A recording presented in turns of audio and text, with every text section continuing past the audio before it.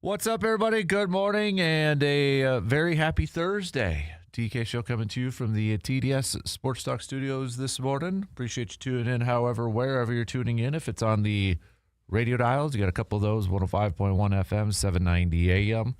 Available to stream up online at sportstalk1051.com, WAYYradio.com.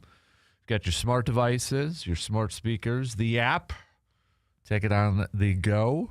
Also, video stream up and rolling here this morning on YouTube on Man Cave TV. So, got that Shoe Doctors bullpen line up and rolling, 715-830-1912. Also, the Section 105 chats on YouTube. So, already got C-Bomb chiming in. Got Joe on the chat chiming in. Good morning to you guys as well. What do we have on our game plan for us this morning? Brewers finally picking up a win. It feels like it's been forever since they've gotten a win, and it was a late one because they finally were able to score some runs and get things going in the bottom of the eighth with 2 runs, thanks to Contreras tying it up with his RBI, and then Bryce Terang with the RBI ground out, but. Nonetheless, the Brewers do pick up the win. Uribe coming in and closing it down, shutting it down for the Brew Crew. Chad Patrick was pretty solid at his starts last night, just giving up the 1 earned run in the first inning. Other than that, going 6 2/3, 3 hits, 2 walks, 2 Ks, keeping his ERA under 1 so far to begin the season. So, and Patrick even going into the 7th, and pitch count was only at 81. So, again, another efficient start from Chad Patrick. But Brewers will try to win the series later on today in the rubber match. First pitch is going to be at 12:40. We've got Brandon Sproat on the mound going up against Patrick Corbin, the longtime veteran Patrick Corbin. So, we'll preview this game and look back at last night's win for the Brewers before the Brew Crew head off on the road to take on the Miami Marlins starting tomorrow. So plenty of baseball talk coming your way here this morning. Also on the docket, we are 1 week away from the NFL Draft. First round of the NFL Draft, 1 week away from today. And again, we know Green Bay is more so on Friday, but nonetheless, could still get a little bit excited with that too. But also with the draft, it's shortly after teams have to decide on their 5th-year options. And when it comes to Lucas Van Ness, we really haven't heard a whole lot about whether the Packers plan to pick up that 5th-year option on Lucas Van Ness. And I was reading a little bit this morning on CBS Sports. There's a article with an agent's take on it for every 5th-year option on whether teams should pick up their 5th-year options for their players that are scheduled to do that. And essentially with Lucas Van Ness, it was pretty short and said no, probably wouldn't, because the 5th-year option is just a little bit under $14 million for Lucas Van Ness. So if that is the case where they decide not to pick up the option on Lucas Van Ness, kind of similar to what we've been talking about the last couple of days when we've been talking about the upcoming draft and that, we started off with wide receiver with the Dontavian Wicks trade. Does it move up importance of finding another wide receiver in this draft? Same with the offensive line. How early is too early? Is there such a thing when it comes to offensive line? Well, let me throw this out to you when it comes to edge rushers. If they do not decide to pick up that 5th-year option, again, it probably won't come until after the draft, and maybe Green Bay is just kind of waiting to see what they've got or what happens in the draft. But do you think it is important to find another edge rusher, or are you willing to see maybe Barrett Sorrell, Colin Oliver get some more opportunities with that, along with Micah Parsons and such? So if you look at some of the top 30 visits for Green Bay, there's a few edge rushers into that mix. So we'll hit that up, talk a little bit about that, but I want your opinion on this, all right? How important do you think it is for Green Bay to maybe address the edge rushing department, knowing that maybe Lucas Van Ness will not be a part of the future plans after this year? Or are you kind of saying, no, let's give Colin Oliver and Baron Sorrell some opportunities and such. So give me your thoughts on that. We'll touch on that as we get sets for, 1 week away again from the NFL draft officially kicking off. Also on the docket, it is a Takeover Thursday, so this is where we kind of put the program into your hands, peeps. All right, you can send us your thoughts on what we should be talking about. If you have an idea for a topic at hand, hey, we're an open book. So if we like it, we think it's a good one, we'll throw it out to the rest of the armchair MVPs out there. So hit us up with a topic idea, with a segment idea. Also, it is a Enough is Enough Thursday. So what's your sports take? What's your sports opinion? Or what's the story that is currently out there in the sports world where you're just like, man, enough is enough with this. Enough is enough with that narrative. Enough is enough with so-and-so or this team or whatever the case. All right. Best ones we'll read up on the air. Also, we'll catch up with Jake Boakes, as usual, every Thursday for our Tailgate Outdoors segments. So if you got any questions for our DNR warden, Jake, please text those on over. It's the easiest way to get those to Jake. Again, that number, 715-830-1912. So, again, usual time, 8:30 for Jake.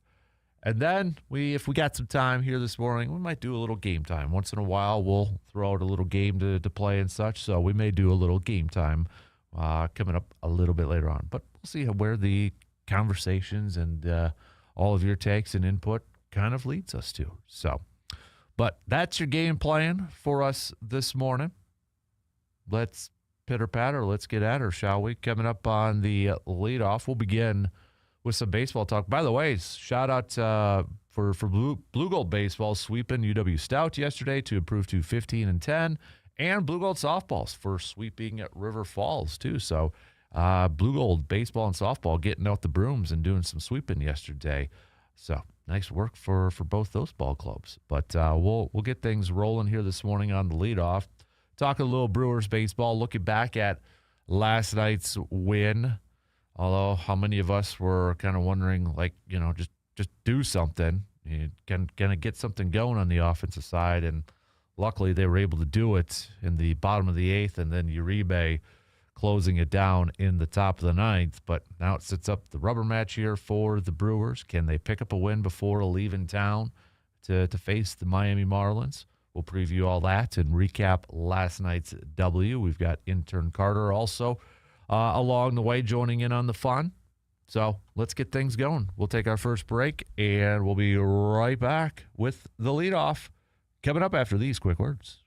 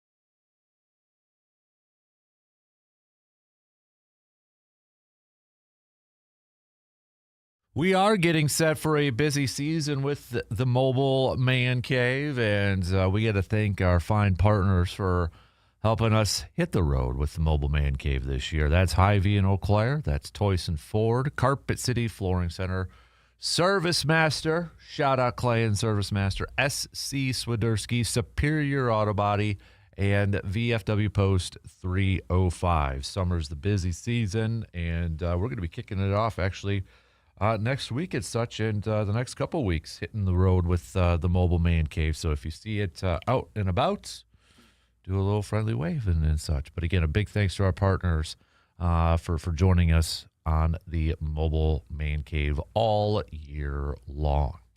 Let's say a good morning to intern Carter, who's donning his Minnesota Wild sweater this morning. And got to imagine probably some Wild fans who are just a little bit older than you, Carter, getting geeked up for their matchup with the Stars, the Dallas Stars, in the Stanley Cup playoffs because of, well, you know the history of the Stars leaving and such. So that should be quite the entertaining, or shall we say highly emotional series, would you say? Yeah. It's unfortunate that it has to happen in round one. Yeah. So. But nonetheless, Stanley Cup playoffs to me, I'm not the biggest hockey fan, but when it's the playoffs, it's like a little different.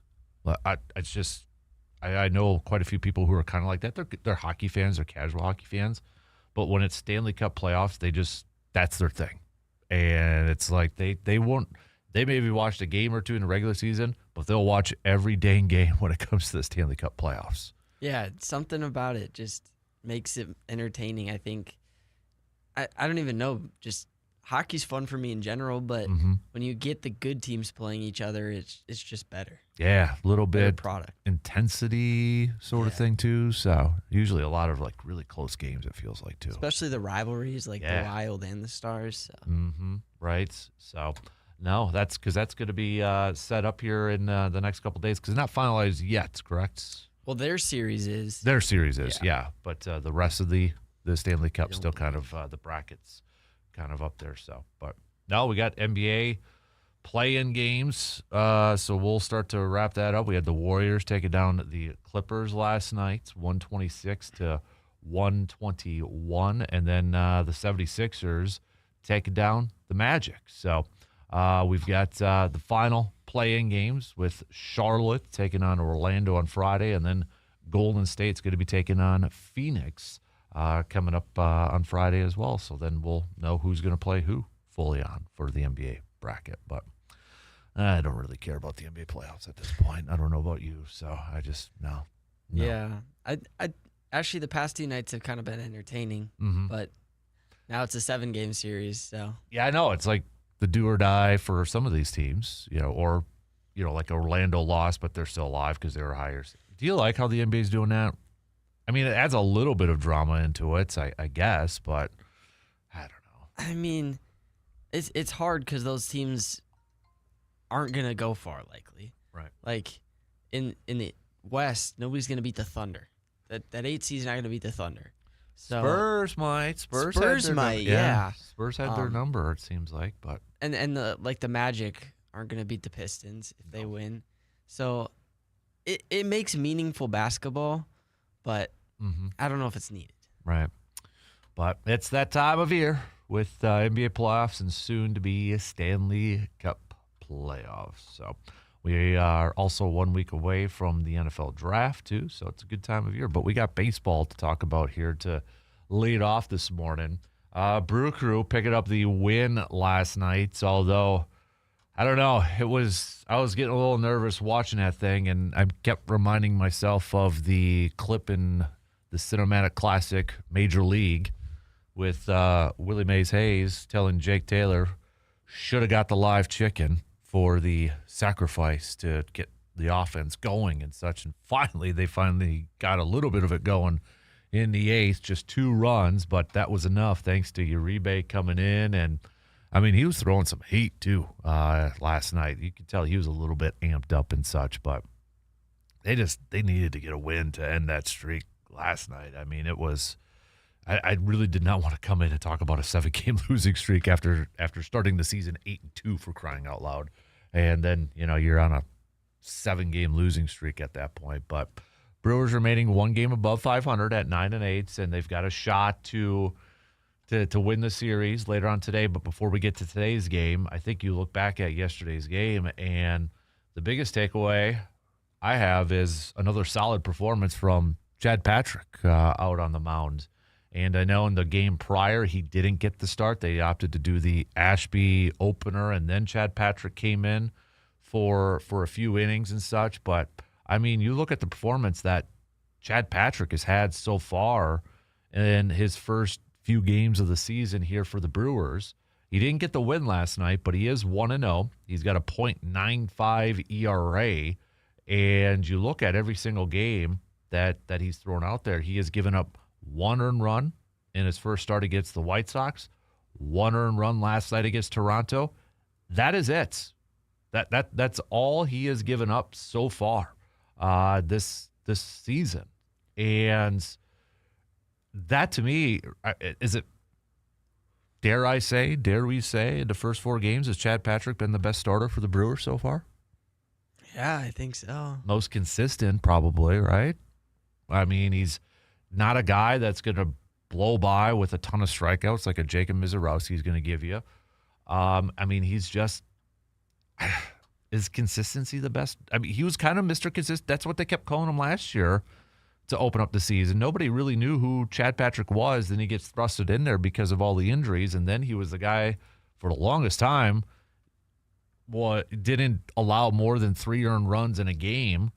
And it feels like so far this season, he's just, again, Mr. Consistent at this point. And I think we didn't see this as a starter last year. I think that's part of the reason he got moved to the bullpen. But, I mean, it's the first time all year a Brewers pitcher has pitched past the 6th inning. Mm-hmm. So if he's getting us that much length and as well as he pitched, I mean, we needed it, so it was big. Yeah, and I just you feel bad in those scenarios when it's like 1-0, and for how well he's pitching, it's like, offense, do something. It's that meme or GIF with the stick figure holding a stick, poking something, saying do something, and luckily they're able to do so. It doesn't get the win, it doesn't get credit with the win, but I feel like that's kind of one of those things in Major League Baseball that wins and losses by starting pitchers kind of has lost a little bit of meaning. And now you just kind of look at quality starts and such. And Chad Patrick, he's been that in his 3 games so far in the month of April. If you take away that start against the White Sox, he has thrown in April a .61 ERA so far in 3 games that he's played. So, I think he's right now, talent-wise, maybe not the best, but right now, if you had to power rank the starters for the Brewers, I'd probably put Chad Patrick up there. Mizorowski's there too, but, can't argue with numbers at this point with Chad Patrick. So, but this offense, I think, definitely needs a guy like a Jackson Churio to come back. They need some help. Excuse me, choke it up here because, I don't know, the bottom of the order, when I see no offense to these guys, but Ortiz and Hamilton, I don't have a whole lot of confidence at the back end there. No offense. You could throw Mitchell in here, too. He did get off to a really good start this season, but he's kind of quieted down just a little bit, if you want to say that. But he's still hitting 290 in the month of April. But you kind of see the trajectory. It's gone down just a little bit here. But nonetheless, this is a team, I think, with no Yelich, and some of the injuries that they've had, they need a guy like Jackson Churio back in this lineup, in this offensive lineup, to give them a little bit more juice. Yeah, starting Lockridge and Perkins and Hamilton and Ortiz is not sustainable. You can't. Great defense, but offensively, you saw what happens to a game like last night. Well, and with that, you're going to get a lot of games like last night where your winning inning, one hit gets out of the infield. Yeah, just because of their speed. And they're not going to hit a lot of hard balls. And Lockridge defense was really good, but it's just not sustainable to have those 4 in the back part of your lineup and expect to win a lot of games. Yeah. Yeah, I mean, if you're going to have a lineup like they did last night, you're feeling good about your defense and such, but then you're kind of relying on what happened in the eighth. Yeah. An error, to get on it for like, was it, the infield little, I don't know how that ball died from Frelick. Yeah. Just like pounded in the ground and it pops up and it just dies and he gets on first base. And then you're relying on that things to happen. And I know they kind of have fun with it, like Murphy's Woodpeckers, is back. It's just you can't. I don't want to rely on that every single game. Then it's not going to happen every single game. So yeah, Gosh, I would love Jackson Cheerio back in this thing just to provide a little bit more juice and a little bit more power. And could they use? Well, I'd love Yelich and Jackson Cheerio back in this lineup here too. But it sure seems like Cheerio is going to be the guy back first. And Sanchez and Bowers, they provide the power and such, but after that, if it feels like those two, if you're not going to get a home run or power from them, you're not going to get a whole lot of other production either. Yeah, exactly. I mean, with the four we talked about, and then you had Sanchez and Bowers, who are pretty much strikeout or home run guys. I mean, you really only have three consistent hitters, and that's not counting Garrett Mitchell. He's kind of in the middle for me right now. But again, that's not sustainable. You can't win games that way. And I didn't feel like this way last year, and maybe it's just because of the injuries, but something's got to change. Yeah. Yep. Exactly. So, but we'll see if they can get it done today. Let's preview that game. First off, let's take a quick break, and then we'll take a look at Brandon Sproat, who's, looking for a good start, looking for something positive to begin his young career with the Milwaukee Brewers. Will that happen today with veteran Patrick Corbin going on the mound for the Blue Jays? Let's preview that game coming up after these quick words.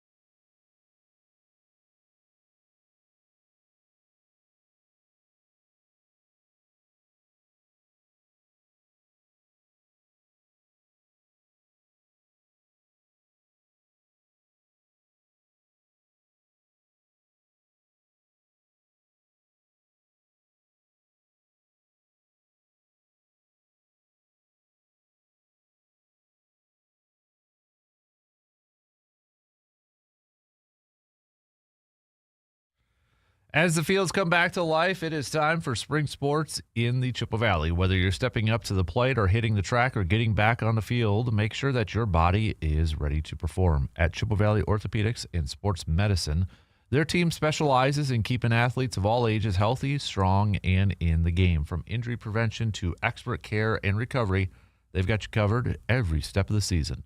Don't let pain keep you on the sidelines. Get back in the game with confidence. Chippewa Valley Orthopedics and Sports Medicine, helping you move better, play stronger, and to stay in the game. So 12:40 getaway day for the Brewer crew as they wrap up this series with the Toronto Blue Jays.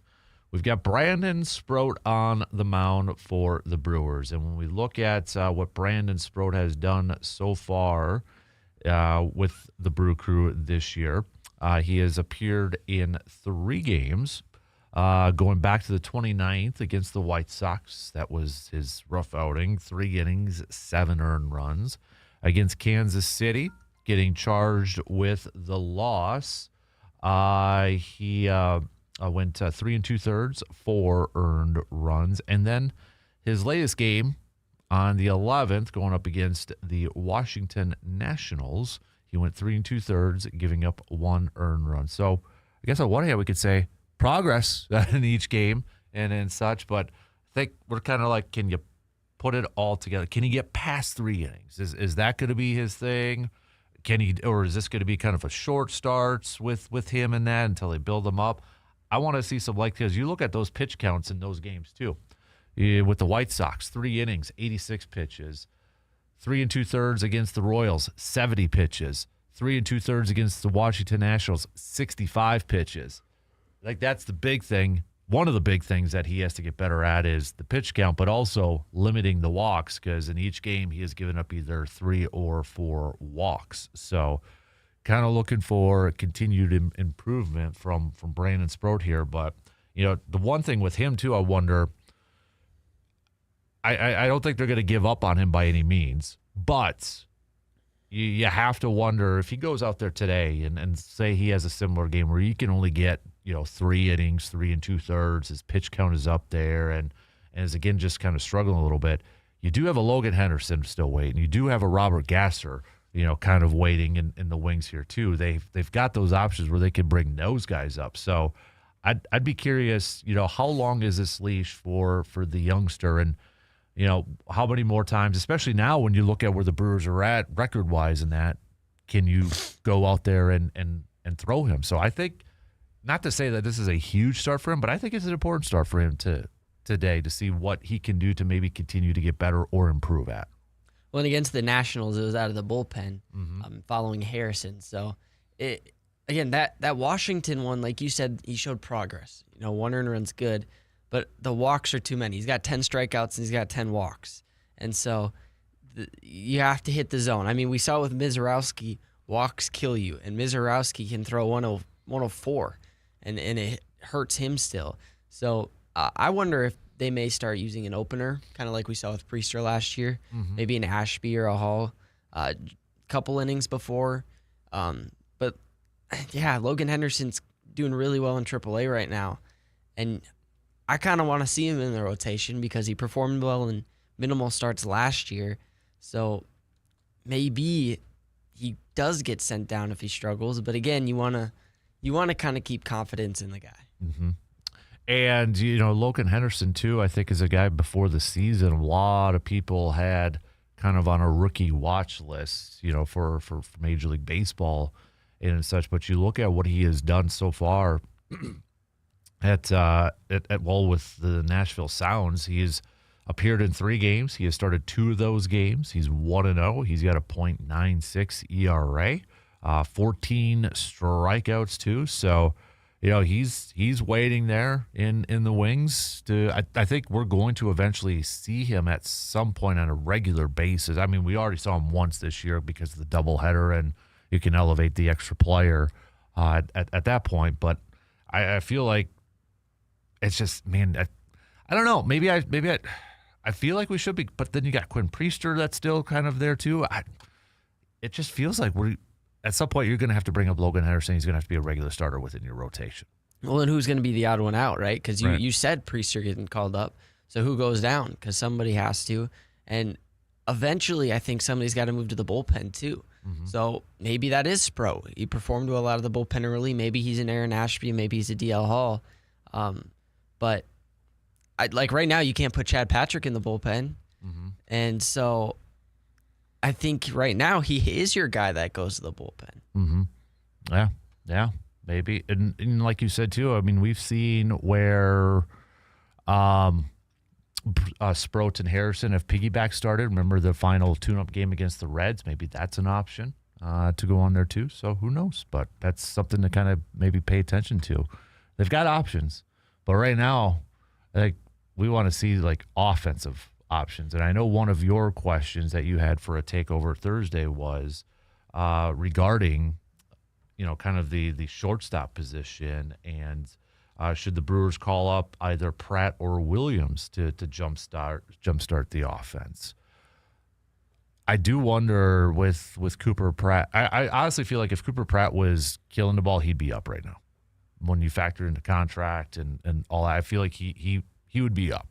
And I do wonder where does that pressure kind of start to build when do you seriously think about bringing him up here? Because it's not Brock Wilken right now. I mean, he's still struggling at the plate here. Cooper Pratt, I mean, he's only hitting 205 so far. So I don't think they would bring up a Jefferson Kiro because if you bring him up, he's got to play. Yeah, they love that guy and they want to bring him up. I mean, Tyler Black's hitting 269, but he's only played 7 games so far. So there's not like there's a ton of options at AAA who are just killing the ball, except for Lara, who's hitting 414 in center field.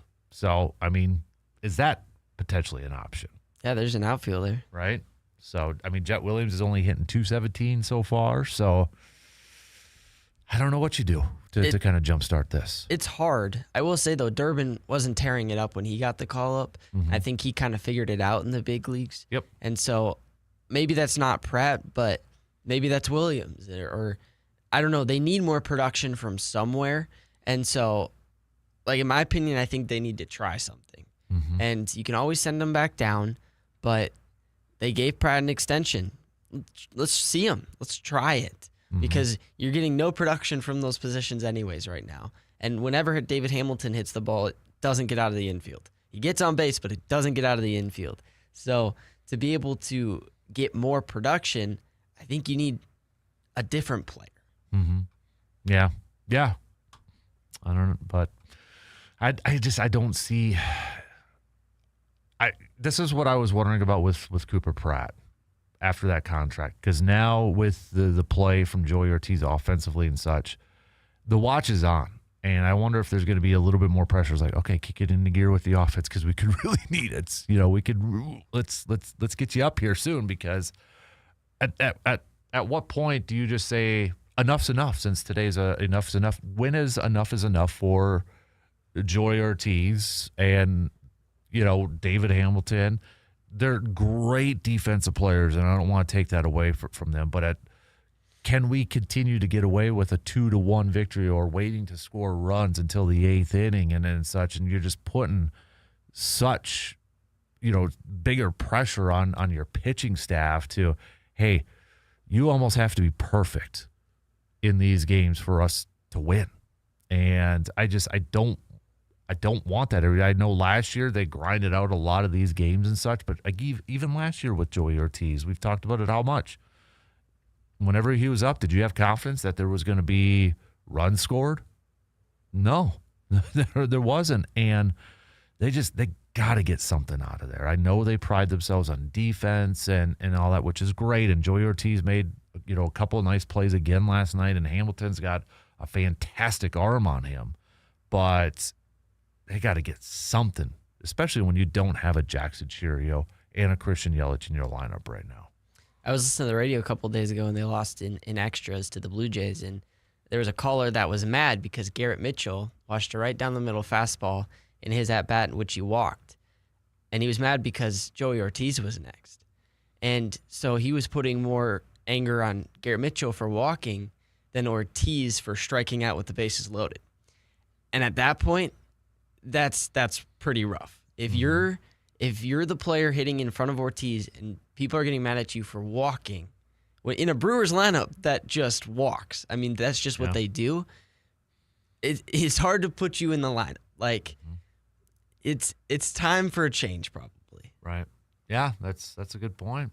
So, what do you do, Brewers fans? What do you do when it comes to the offense here? Do you ride it out until maybe a Jackson Cheerio comes back, or Yelly? Hopefully, I think they're saying middle of May, end of May, possibly. So, I thought Jackson Cheerio was supposed to be around this time that they said middle of April, and I know he's making strides and such, but it doesn't sound like it, because I would imagine he's going to go to AAA and get some rehab work in, and before he comes up. But all right, we got to take our final break here as we start to wrap up the first quarter. We'll do that coming up, and we'll be right back after these quick words.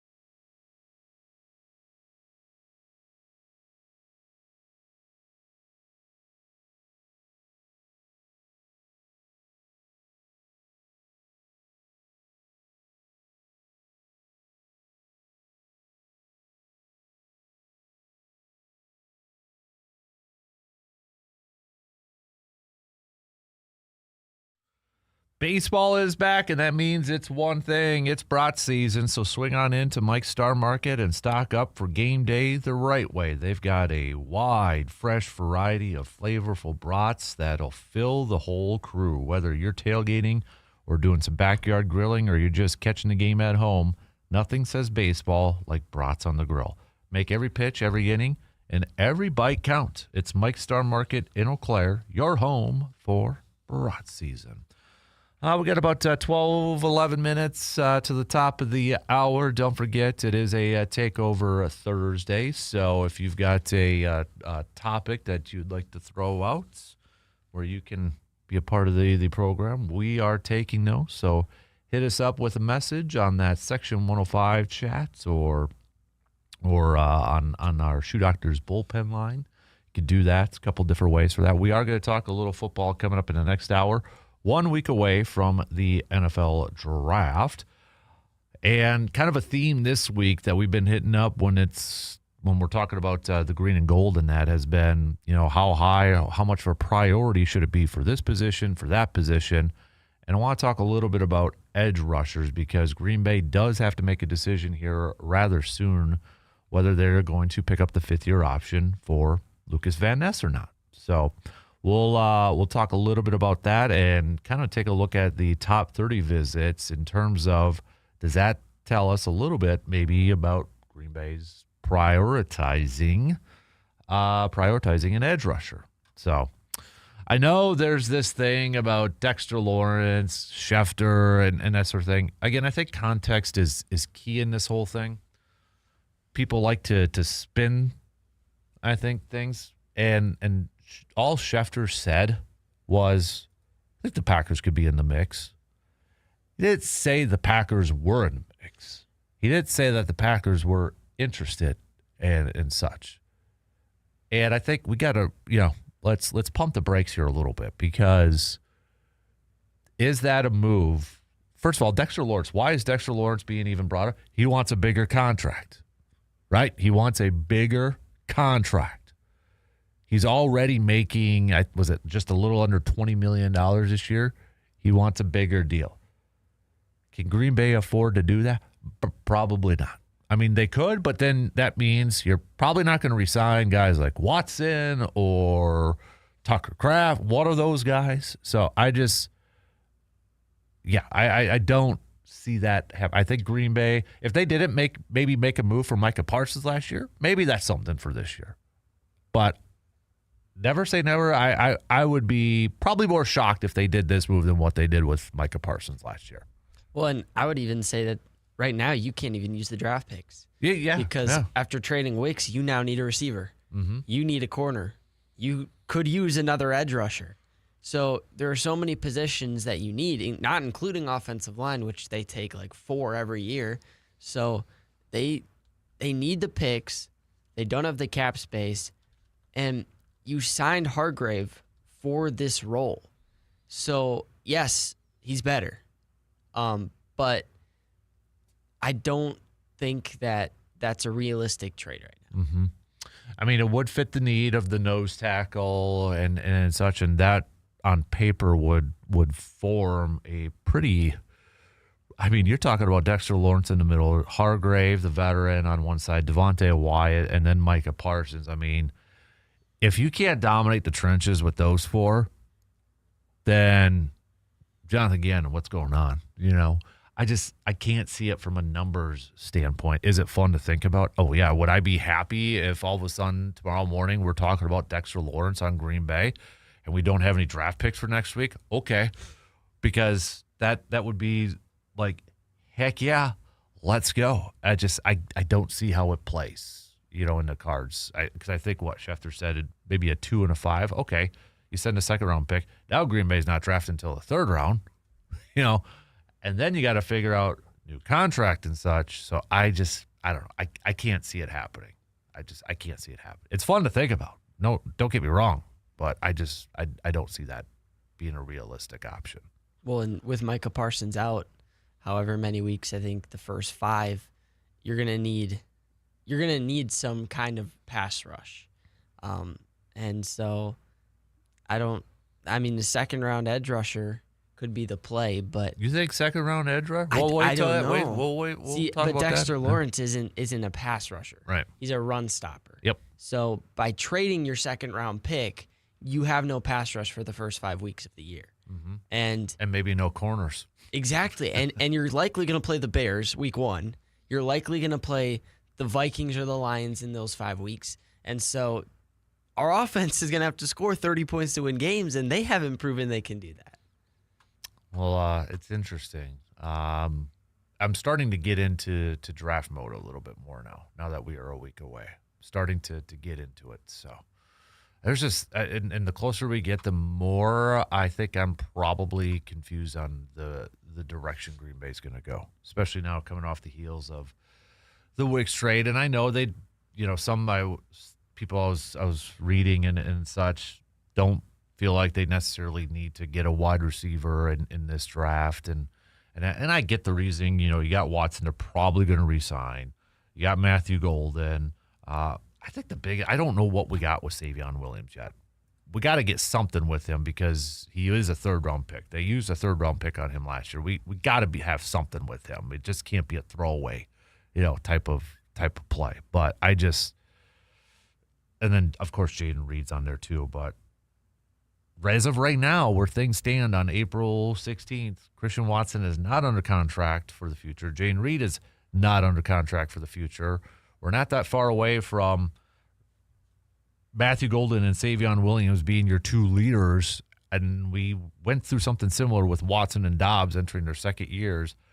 I don't want to go through that again. I want some more depth and always have the cupboard full. So until those contracts get extended, I'm still going to be a little bit nervous. It's a little bit, it's different not having the first round pick because I think a lot of us, if there was a first round pick, I think a lot of us Packers fans would be like, okay, it's probably going to be a corner, maybe a defensive tackle. With no first-round pick, I think that opens up the door for a lot. Maybe it is an offensive lineman. Maybe it is a corner. Maybe it is defensive tackle. Maybe it is an edge rusher. Who the heck knows at this point? Yeah, I'm good. I don't want to see any more Bull Mountain routes. So I think right now you only have 4 technically receivers because Bull Mountain's a corner. You signed Sky Moore, but he's never produced with the 49ers or the Chiefs. So I think you do eventually have to get a receiver. I don't know when. And this year they've got several positions that they definitely could use. So it's going to be an interesting second day. Yeah. All right, Survey's got a question for us. I'm going to throw it out there, and then I got a follow-up question for you, Surveyor, and then we'll hit it up coming up in the next hour. But if anybody else wants to chime in on it, you can. He says, question, you're hired as athletic director for Wisconsin. What's your first 3 moves? What executive orders are you signing right away? So are you kind of just mostly talking about coaches at this point, Surveyor, like hiring, firing sort of thing, or what else do you kind of have in mind here? So let me just a little bit of a follow-up, but something to think about if anybody else wants to throw in. So right away, 3 decisions that you're going to do right away. Let's say you're hired this summer and you're going to be going before the kickoff of college football season. Am I correct, Surveyor, in the timeline there? You're hired right now and you're going to be in place before the football season, I would imagine. So think about that for a little bit. But it's a good question. It's a little difficult, though, too, because athletic director, you got a lot of other sports. You got to think about different sports you're trying to assess. But I think one thing we probably don't have to worry about is both hockey programs right now for Wisconsin. Mark Johnson, the women's team, you just don't bother him. Whatever you need, I got you. Yeah. Hastings is on good grounds, too. So whatever they need, we're good there. So that's probably one thing you don't have to worry about at this point. So, all right, 2 minutes left, so continue. That's a good topic. Hit us up if you got any other questions or topics that we should throw out there. You can act like the producer this morning. Also, we got Enough is Enough Thursday, so what's the sports opinion? What's the sports story out there where you're just like, dude, enough is enough with that? Taking your questions for Jake. our DNR warden buddy, who's coming up at 8:30. So please text those on in too. We'll get back to some more Brewers talk coming up a little bit later on, but just a reminder, first pitch for today's game is going to be at 12:40. Coverage will begin at 12:05, and you can listen to that game on the radio dials, 105.1 FM and 790 AM. Brandon Sproat getting the start. Patrick Corbin, the veteran, getting the start for the Blue Jays. Both pitchers looking for their first wins. Corbin pitching just one game so far this year. It was a no decision against the Twins. He went 4 innings, 6 hits, 4 earned runs, 3 strikeouts, and 1 walk. All right, shot clock's going to cut us off, so we've got some news updates coming up here. We'll get through those, and then we're going to kick off the next hour talking some draft, talking some football 1 week away. How early do you think the Packers should address their edge rusher needs? And do these top 30 visits give us maybe a little bit of a hint? We'll hit that up. Coming up after these news updates.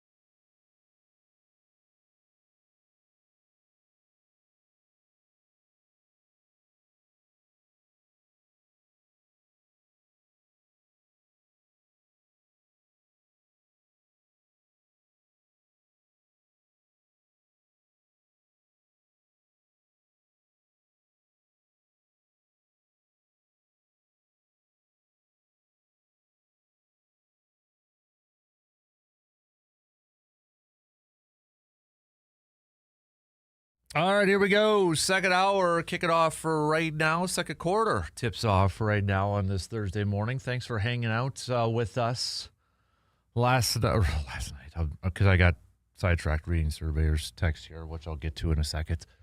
But thanks for hanging out with us here this morning, whether it's on the radio dials, 105.1 FM, 790 AM, or if you're streaming it up online at our website, WAYYradio.com, Sports Talk 1051.com. How dare you, Surveyor? Have you seen the movie, by the way, Draft Day? Yes. Your thoughts? I like it. It's a Thank good you. movie. How dare you, Surveyor? You're shunned. One of the worst sports movies of all time. What? No. You're not a true fan, Surveyor. That's an inside joke between me and him. But you, sir, how dare you? Is it realistic? Heck no. No. But what movie is realistic these days? So, come on. How dare you? Get some class, Surveyor. Get some class. Speaking of Surveyor, oh man, he's got another one? Okay. Hired today. Anything's on the table. Are you going to go to the alumni board and ask for more NIL money? Are you firing coaches? Are you interviewing guys right now? Are you hiring general managers for each sport? Are you bringing baseball back? What are you doing after the press conference telling the world that DK is the athletic director of Wisconsin? Well, I mean, the whole baseball one, if you got to add it, you got to take away something. So, I mean, it's not that simple. I mean, or you got to add another one. You know, it's the Title IX thing. So there's a little bit more to it than just say, bring this back sort of thing. I don't know.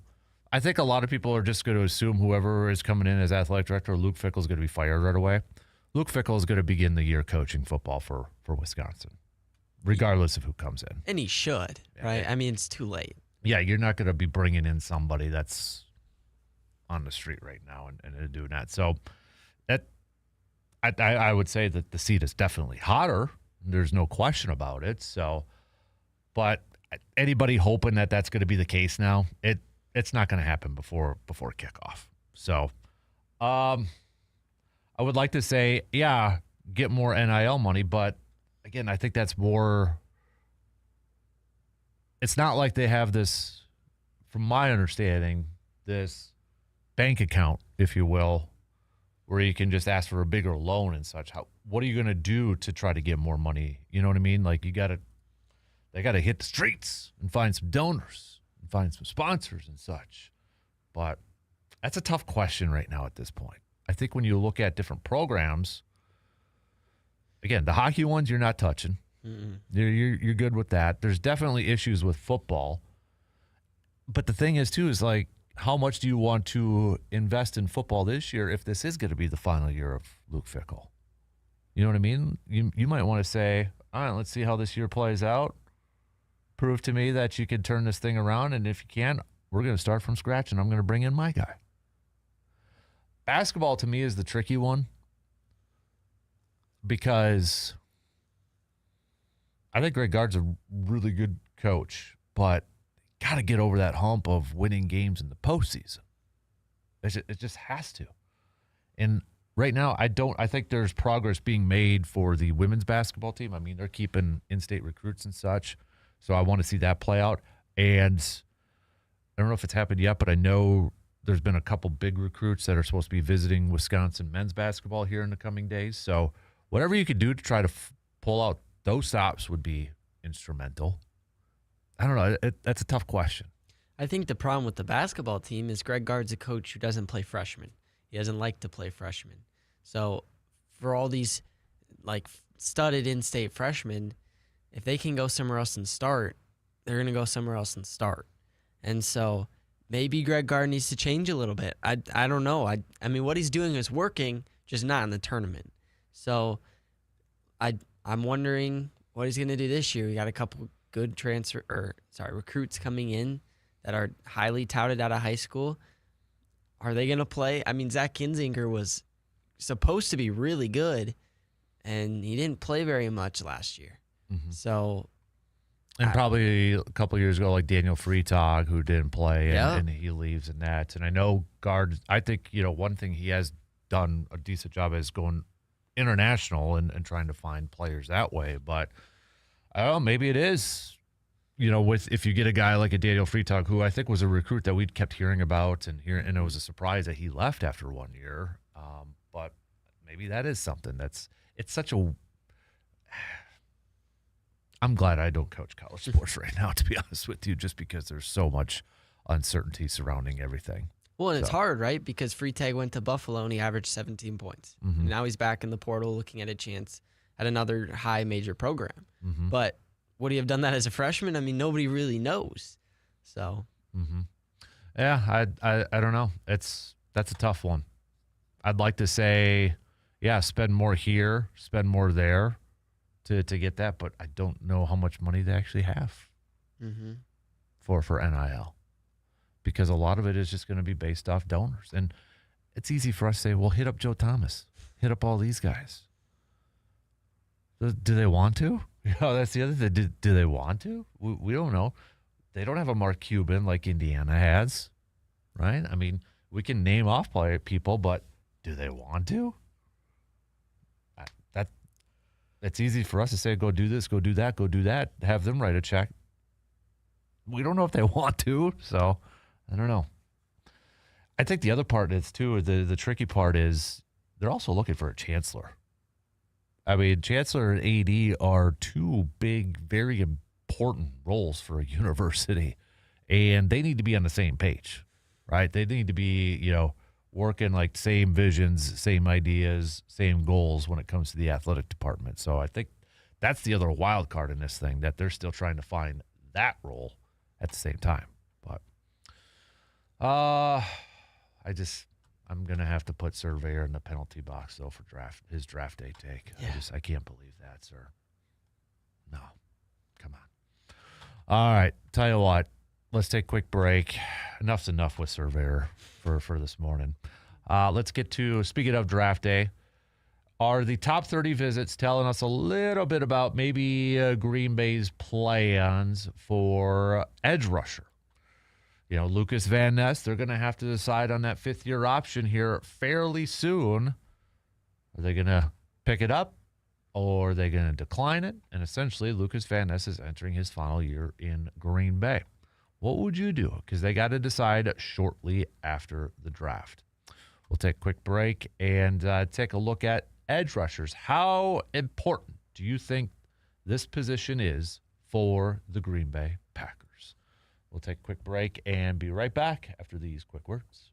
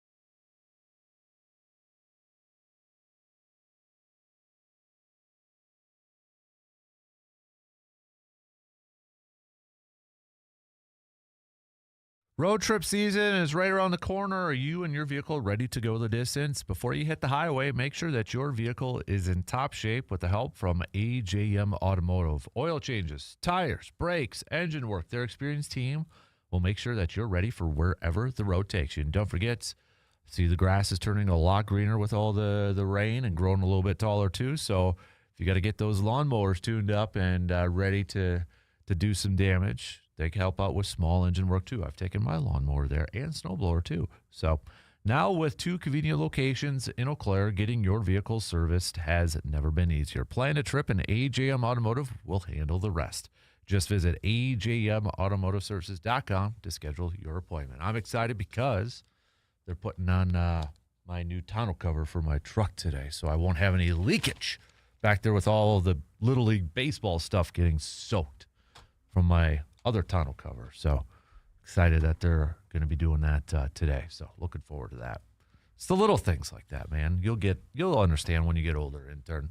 You'll understand. So let's talk some NFL draft. We are 1 week away from the first round, but the Packers wrapping up some of their top 30 visits. And you know, when you take a look at this group, it's all over the place. You've got some edge rushers, you've got some defensive backs, you've got some linemen, you've got running backs, et cetera, et cetera, et cetera.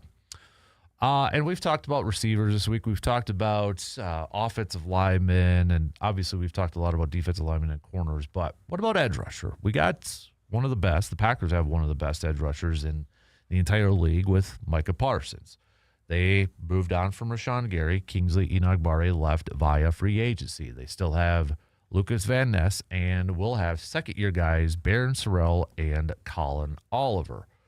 But with the Packers having to decide shortly after the draft whether they are going to keep Lucas Van Ness on a fifth-year option, or, I mean, they're going to have to decide if they don't, he's going to be a free agent after this year. If they do, he's going to be about $14 million cap hit for his fifth-year option. So maybe Green Bay is going to go and see what they get through the draft before making that decision. How much confidence do they have in Barron Sorrell and Colin Oliver heading into their second years in that? Essentially is, how big of a priority is it for the Packers to get an edge rusher in this draft? Well, let's take a look at some of their top 30 visits. Now, when I say edge rushers in this thing, I am going to include some defensive ends, defensive tackles in this, not the nose tackles, but a couple, that are going to be listed as defensive linemen, but probably, at that 3-4 end and that sort of thing. So, but let's start off with, and I might throw a couple of linebackers into this equation here too. So let's start off, let's go with the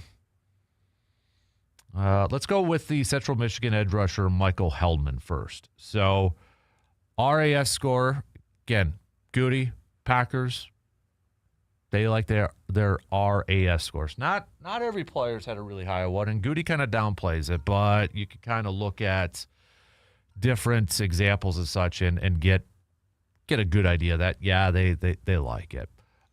He's from Central Michigan, high energy type of player, probably going to be a day 3 pick for the Packers. So you're looking between rounds 4 and 7. 6'4", 268, 270, depending on which one you're looking at. Another edge rusher that they brought in at a top 30 visit is UCF's edge rusher Kelly, 6'5", 256. Kind of looking a little bit about him. He is a transfer from Miami and such. Probably a day 3 pick. He's really young still, only 21 years old. Another one that they brought in, Romello Height from Texas Tech. A little bit smaller. He's about 6'3", 240 pounds. Got about a round 3 grade on him. Another one is Caleb Proctor from southeastern Louisiana. His projections around round 5. And then I'm going to throw a linebacker in this one because I think he's kind of an interesting one. It's Louisiana linebacker Jaden Duger. Now, he had kind of a surprise. He's really rising, apparently, according to a lot of NFL draft peeps out there throughout this draft process. He had a great performance at the East-West Shrine game and such. So I'm throwing him on here. I know he's a linebacker and such, but just kind of with the pass rush, linebacker, edge rusher, defensive lineman sort of thing. He was on a visit with Green Bay.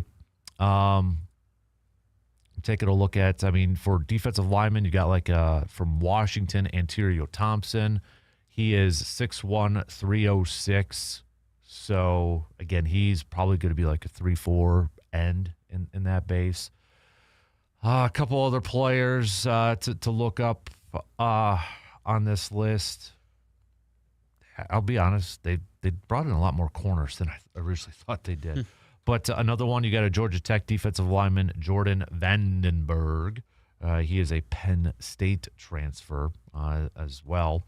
So I'm ignoring the nose tackles because we went through a lot of those as well. But by the way, Jaden Duger, 6'4", 242 pounds, 4 sacks, 13 tackles for losses in 2025. So you got, I already mentioned Caleb Proctor and such. So anyways, that's kind of the list that they're at right now for a lot of their, and I guess Louisville linebacker TJ Quinn is on that list too that they brought in. But given the different types of potential pass rushers that they brought in, whether it's a linebacker, whether it's a 3-4 end, or whether it is like the quote-unquote edge rusher, outside linebacker, whatever the heck you want to call them, do you think it's a big need, a big priority for Green Bay to go into this draft and get themselves another edge rusher? Or do you think just let's see how the board falls?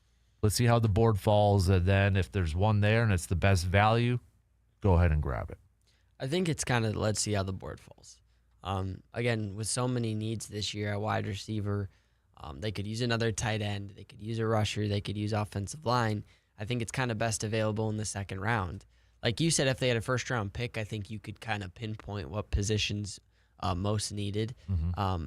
But if somebody like a Cassius Howell from Texas A&M slips to you from out of the first round, maybe you take him who's an edge. If Chris Johnson, the corner out of San Diego State, slips, maybe you take him. If an offensive lineman, if it's kind of see how the board falls with all the needs you have. The difficult thing in this is we're assuming Micah Parsons is not going to begin the season. Mm-hmm. So you're potentially looking at right now an edge rushing group that would be Barron Sorrell, Lucas Van Ness, Colin Oliver, Bretton Cox Jr., a lot of, those are athletic guys, but a lot of unproven guys yet that you don't know what you have with them. And are you ready? Are you willing to begin your season, perhaps the first 3 games of the season, with those guys being your main pass rushers? And if Green Bay says no, or they're not, then I think that probably maybe indicates that they want to try to come and find another edge rusher, another pass rusher to this thing. Whether that's a 3-4 like a Cullen Jenkins. If we go back to the Super Bowl 45 team, Cullen Jenkins was a 3-4 defensive end, but was kind of their rusher on that 3-4 defensive end. So do they feel comfortable with that group that they currently have minus Micah Parsons? If that answer is no, then I think that priority has to move up in terms of trying to find. Then you figure out, well, man, do we have too many guys then at this point? Don't worry about that until you actually get to that point. Now, it may come at the cost of, well, we didn't get that corner right away, or we didn't get that interior defensive tackle or nose tackle right away. I honestly feel like Green Bay is going to approach this, and they say this every year, which is not fully factual. Well, we just draft best available. Every team says that. You don't do that for sure in the first round. Because if you have a quarterback and the best available is a quarterback, you're not drafting a quarterback. Unless you're the Packers. Unless you're the Packers and you got an aging quarterback. But like if Green Bay was drafting and the best available right now is a quarterback, they're not drafting a quarterback. If they did a second round, even though they did technically in 2008 with Brian Brown, which good old Ted. But anyways, there's a little tongue in cheek in that. But I really feel like if there was a year that Green Bay is just going to say, okay, best available compared to biggest need or our biggest needs, let's combine the two and such. So if they get to that board, they need a corner, they need a defense tackle, they need an edge rusher, they need an offensive lineman, they need a wide receiver. You throw those 5 out there and you see that, it's like, all right, who's the best one? We'll pick from that group. Does that make sense? Yeah, sort of thing? I think these visits give you a little bit of insight on what they're thinking because, like you said, they have a lot of corners on here. Corners, defensive back, safety type and players. And a lot of these guys aren't day 2 picks. Mm-hmm. A lot of these guys set up for day 3 picks. So maybe they're looking at edge rushers in round 2 or round 3, offensive line in round 2 or round 3, because all these cornerbacks will be there 5th, 6th, and 7th round. Mm-hmm. And so they're bringing them in to talk to them to see what they're thinking for later. But I think this could likely mean that you could see a defensive tackle going around 2 to him, an edge rusher going around 2 to him. So I think these could tell us a little bit what they're thinking. I think the if there was one thing that really stood out to me in these top 30 visits from Green Bay thus far is all the defensive backs they're bringing. On the surface, it makes sense, corners, right? But it's the other ones, the safeties or the DBs like Jacob Thomas from James Madison. Possible day 3 pick, but you read a little bit about him. Played in the box, in the slot, free safety, 700 career special team snaps. I was like, okay, that kind of makes sense when you look at Green Bay. But, when you think about safety, you're probably not thinking about that's a big need for Green Bay. You've got Xavier McKinney, you've got Evan Williams, you've got Javon Bullard. But Javon Bullard plays more of the slot, plays more of that nickel coverage. And I think one thing that has hurt Green Bay, not so much last year because they were healthy, but the year before, is, okay, if there is an injury to the safety, they had to move guys around, and it took away, like Javon Bullard then would have to go play safety, and then you're lacking in the nickel. They don't have, Zane Anderson anymore, who was a safety special teams guy. So is this kind of the thinking with this? And you kind of go down and, yes, you got the corners of like a Charles Demings from Stephen F. Austin. You've got, let me just kind of go down, Malcolm DeWalt IV from Akron. A lot of smaller schools, which, they're trying to find those diamond in the rough. So Will Lee from Texas A&M, Karen Prunty from Wake Forest. And then you've got Perkins McAllister from ULM. This is the one where, he's 5'11", 200, but the RAS doesn't necessarily fit with Green Bay. But he's a long-arm defensive back who has played corner and safety, including the perimeter. Then you look at A.J. Halsey from LSU. Likely day 2 pick. Played deep safety in the box at linebacker and in the slot. Are we finding a theme here? These defensive backs that have played kind of all over the place. And Jonathan Gannon, if you look at what he did in Arizona for his defenses, he likes 3 safeties. He likes to play 3 safeties with that shell. Then you got Gaston from Middle Tennessee, played in slot, deep at safety, and in the box. So maybe we shouldn't be surprised if Green Bay goes in here and tries to find another safety, or let's not call it safety. Let's call it defensive back, because they have the experience at corner and playing safety. It makes a lot of sense that if Gannon wants to bring that style of defense where he has 3 safeties on that field, maybe they look for another versatile guy to fill that role. Kind of like what Javon Bullard is. He's a very versatile defense. I would call Javon Bullard a defensive back. I wouldn't pigeonhole him as a safety or a slot corner. I'd just call him a defensive back. Yeah, like you said, the Packers love versatility, whether it's offensive line or defensive backs.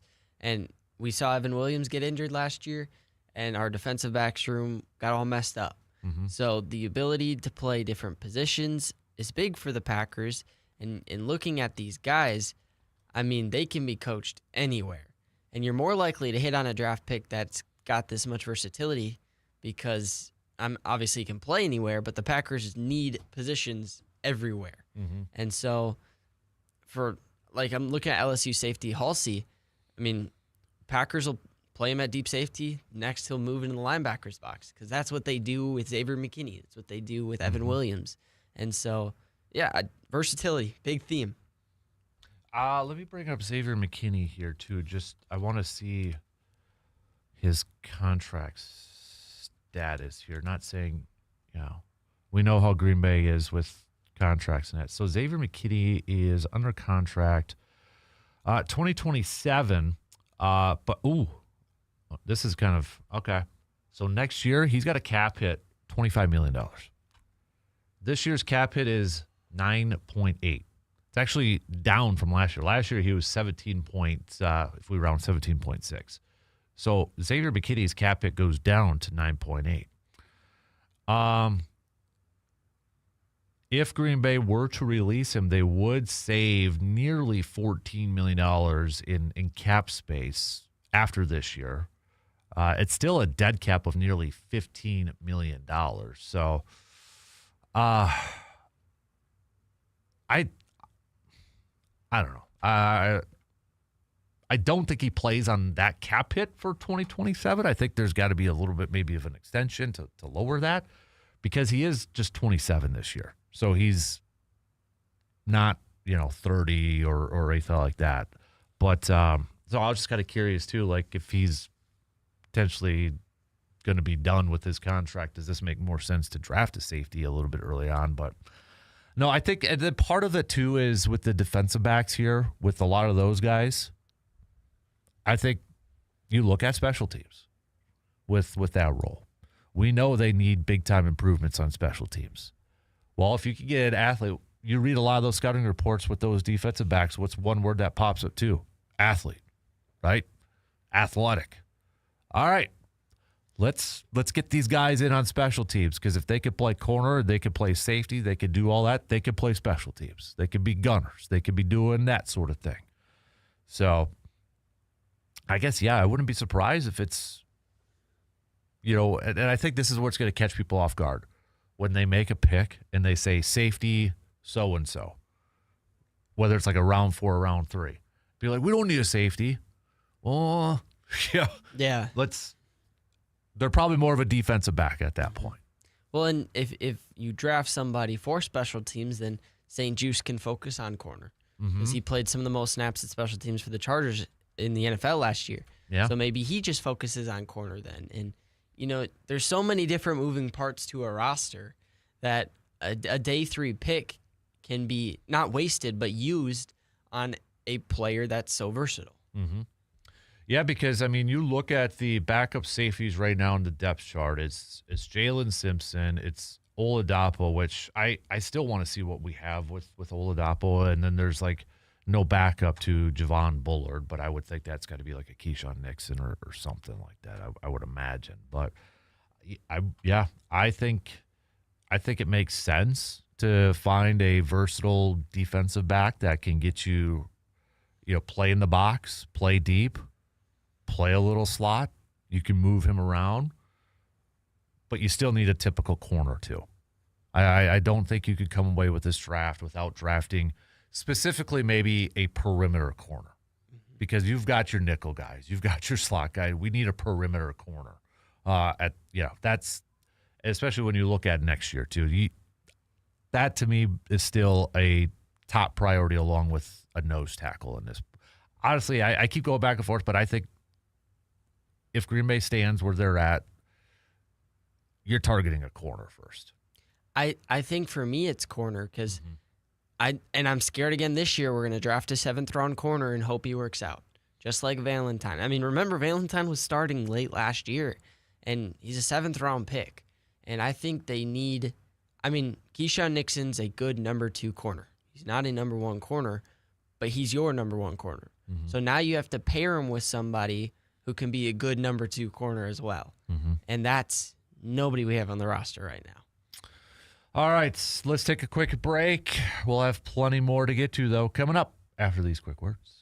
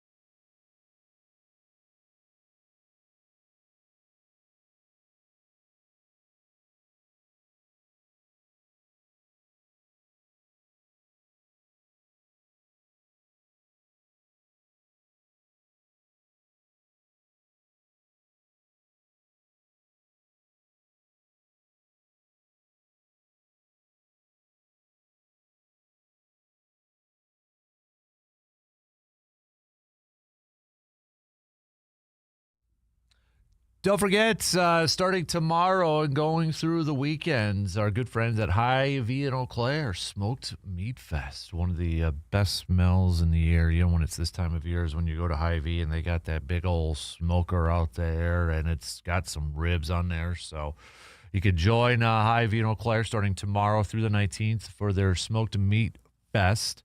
So if you got worried about maybe what to do for dinner or got nothing planned, and well, here you go. Let them take care of it for you. It's one of my wife's favorite things at Hy-Vee is their smoked ribs. So also this weekend coming up at our good friends from Hy-Vee. If you got the kiddos, if you're a big Mario fan, on Sunday, April 19th, 9 a.m. to 12:30 p.m., it's their Super Galaxy Breakfast. Kids 4 and under eat free. 5 to 12 is just $6.99. Adults $12.99. Enjoy themed food activities and an 8-bit meet and greets. Gamers, you probably know what 8-bit they're referencing to. So that's coming up this Sunday, April 19th, 9 a.m. to 12:30 p.m. So we've got look at this, all the way in Holcomb. I agree, they need corner, but getting more help on the defensive line can also help solve corner issues. That's Phil in Holcomb. And Rick, a little bit earlier, said they need to find quality starters, a corner room and a D-line room. Needs some new blood. Defense faded down the stretch and gave up 300-plus yards rushing to the Ravens. Defense needs some dogs, so... But I think, can we all agree that I think it's just corners and defensive line are the two biggest needs on this thing? Mm-hmm. Whether that's what they get first or whether that's what they get second, I think we all agree it's corner and defensive line is the biggest needs. Don't overlook offensive line, though, too, because of the depth. I think they're one injury away from offensive line where I'm really nervous. Because you look at that depth and you look at the depth chart, it's like, oh, gosh. I don't know how that's going to play out. And I still even have questions about their starters, too. I'm not sold on Aaron Banks. You know, this is going to be our first shot. I know Jordan Morgan played well at left tackle during preseason and such, but this is a regular season now. I don't want it to where Jordan Love's going to be running for his life. I don't want it to where they're going to struggle to open up running lanes for Josh Jacobs and he gets banged up and such. So don't overlook the need of offensive line depth in this thing, too, because odds are you're probably going to have a backup start some games. Once in a while it happens, and the continuity and the health of the offensive line. You know, we've seen it with Green Bay teams. A lot of the really good teams, when they advance, it's because they've got that continuity and that health of that offensive line. I don't overlook that. Well, especially with how we run the ball. Mm-hmm. I mean, those offensive linemen are always on the ground because Josh Jacobs running straight. So, yeah, that needs to be added. Mm-hmm. And, you know, kind of going back to that top 30 list here, too, you know, we talked about the defensive backs as such. But you look at another thing that is maybe, I would say surprising, but kind of intriguing, the amount of running backs that they are bringing in, too. Obviously, Arkansas's Mike Washington Jr. is on there. He's a bigger running back. You're talking 6'1", 233. And then you kind of go down the list. They got Kalen Black, who's 5'9", 211. So, I mean, a little bit shorter in size, but still pretty well built in that. And then they brought in Damian Bankston from New Mexico, 5'10", 196. And did they bring in one more? I thought they brought in another one. Maybe that was it. Let me just double check. Yeah, it looks like. But I mean, they brought in 3 running backs so far. They do have Josh Jacobs. They signed Chris Brooks. If they knew anything about Marshawn Lloyd, maybe running back isn't the thing here. But we don't know a thing about Marshawn Lloyd other than the fact the guy can't stay healthy with his hamstrings. So it's not that big of a surprise to me that they're maybe looking at bringing in another running back. And when you look at Josh Jacobs, I think a lot of people just assume that Josh Jacobs, this might be his final year in Green Bay. Maybe it is, because when you look at his contract, his cap hit for next year is $16.6 million, and his dead cap is only $3 million. So you'd be opening up $13 million if you were to release Josh Jacobs. He is 28 this year, and he'll be 29 next year. So that's why you hear a lot of people saying, is this going to be the final year for Josh Jacobs in Green Bay? I also think the tail off of production last year, some people got a little hyper on it. Mm-hmm. Our offensive line was bad. I was going to say, I think a lot of that is offensive line. And he was injured. Mm-hmm. So I think he's going to have a bounce-back year for sure. Obviously, you're getting into the age range where for a running back, it's getting old. Mm-hmm. And when did we cut Aaron Jones? How old was he? He was around that age. Yeah. So, and the Packers they'll save money. So 13 a year, it may be. The problem is, I feel like there are better positions of need than running back. Mm-hmm. So, yeah, and I think I think the kid from Arkansas, they're talking about a day 2 pick. That might be a little too. But at the same time, they did draft A.J. Dillon in the second round when they had Aaron Jones and Jamal Williams on their roster. And that wasn't that was also the draft of Jordan Love, too. So everybody was like, what are you doing with this draft? So I guess never say never at that point. But I would agree that they've got bigger needs than a running back for a day 2 pick. But what if it's a running back that is kind of an Aaron Jones scat back type where he could be really effective in the passing game, kind of a change of pace? And Josh Jacobs has been really good in the passing game, too. I think that's kind of been an underrated aspect of that. But it's weird because running backs' shelf lives are so short. Do you want to draft one where he may not be a full-time player, but you kind of put a little bit of wear or tear on him? Or do you want that next running back to come in and be fresh and all? But Josh Jacobs has been good, but it's only been for a couple of years because obviously he had some years with the Raiders and such too. So, well, and the hard part is you drafted Lloyd to replace Jacobs in the second round. I mean, Lloyd was supposed to be the guy, one of the best running backs in the draft a couple years ago, and he hasn't even played a single snap. So maybe just a couple snaps, I think. Oh, maybe a couple. It's and maybe they still believe in him. I know I don't, but again, I don't think a running back in day 2 makes a ton of sense unless they just fall into your lap. Mm-hmm. So, yeah, Marshawn Lloyd. I'm trying to bring up. So he's got a career 6 carries for 15 yards, 1 catch for 3 yards, and if my memory serves me correct, I think it was that catch that he pulled a hamstring on. Yes, 1 catch for 3 yards. So, I mean, there's stuff to like. It's just we can't. It's kind of like the Garrett Mitchell conversation that we had. Can he stay healthy? Can you bring up his draft profile combine right there? What they had to say about him a couple years ago. Scroll down. Jerick McKinnon. Okay. Yeah. But based on his play, he feels more like a complimentary option with big play potential. Okay. So, I don't know. The jury's still out for him. Between him, he's got to have a great camp. I still think he makes the team, but he's got to stay healthy in camp. That's his main thing. He's got to stay healthy, and he's got to show us something this year. Him or Savion Williams, those are 2 unknowns for me. And I know it's not maybe fair for Savion because he's just entering his second year, but I think he's kind of a receiver too that we're just kind of overlooking.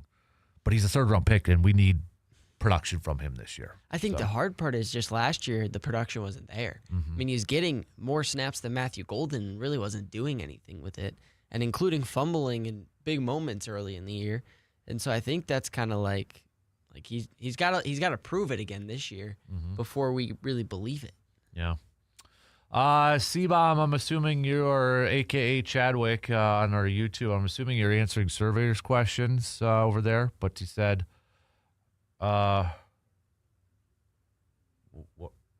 first thing I am doing, first, I don't take the job without 0 NIL funds. I go pay whatever it takes to bring in Jim Leonard for defensive coordinator. Well, he just took a defensive coordinator job with Buffalo, C-Bomb. He ain't going to do that with the promise to make him that he becomes the next head coach. Then I tell Fickle, no top offensive lineman in Wisconsin, leaves our state. Get the big uglies back, then find a top-tier quarterback either in the portal or a top recruiter. That's been last 25 years, it feels like, trying to find a quarterback and keeping a top-rated quarterback. It's supposed to be good this year. Well, then it kind of boils down to, I mean, do you want to get back to Wisconsin where it's all about the running game and the big uglies, or do you, I mean, if you're a quarterback and it's all about the draft, you probably want to go to an offense that's just going to throw the ball all over the place. Yep. All right, we got to take our final break, and then it's going to be halftime here, so we'll be right back after these really quick words.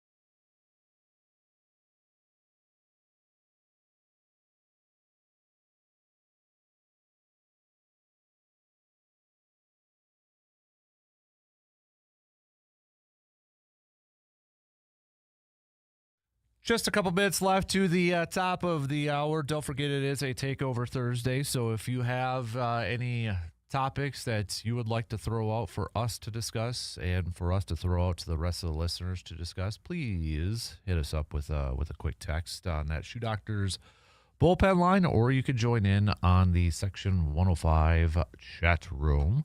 We're going to, speaking of texting, please get your questions in for Mr. Jake Bolks, Wisconsin Conservation Warden, who will be joining us at 8:30 this morning. So get those questions on in right now so I can forward those on to Jake. Hey, I want to pass this along. Coming up on April 25th, that's next Saturday, a benefit event will be held at the Elbow Room to help raise funds for a local couple that lost their home in a fire days before their wedding. So they're working to rebuild and secure some housing, temporary housing. So if you are able to stop by to donate, help spread the word for this couple, for this family, please, it's coming up on April 25th at the Elbow Room for Chad and Laura. So again, that's coming up next Saturday at the Elbow Room. This couple tragically lost their home just days before their wedding and such. So they're trying to raise some money. Their friends are trying to help them out and raise some money so that they can pay for some temporary housing and such, and get their lives and new marriage back on track. So again, put it on your calendars if you have some time. Next Saturday, April 25th at the Elbow Room. All right, shot clock is going to cut me off in less than a minute. So again, we are approaching halftime. Get your enoughs in, your Takeover Thursdays. We're going to get back to some more baseball talk coming up here in a little bit.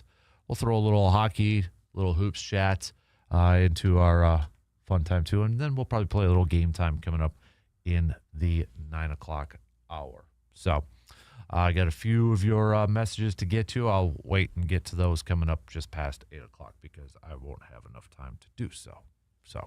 But Brew Crew back at it. We are just a few hours away from first pitch, 12:40. Again, you can listen to that game on the radio dials, 105.1 FM, 790 AM. Coverage will begin at about 12:05.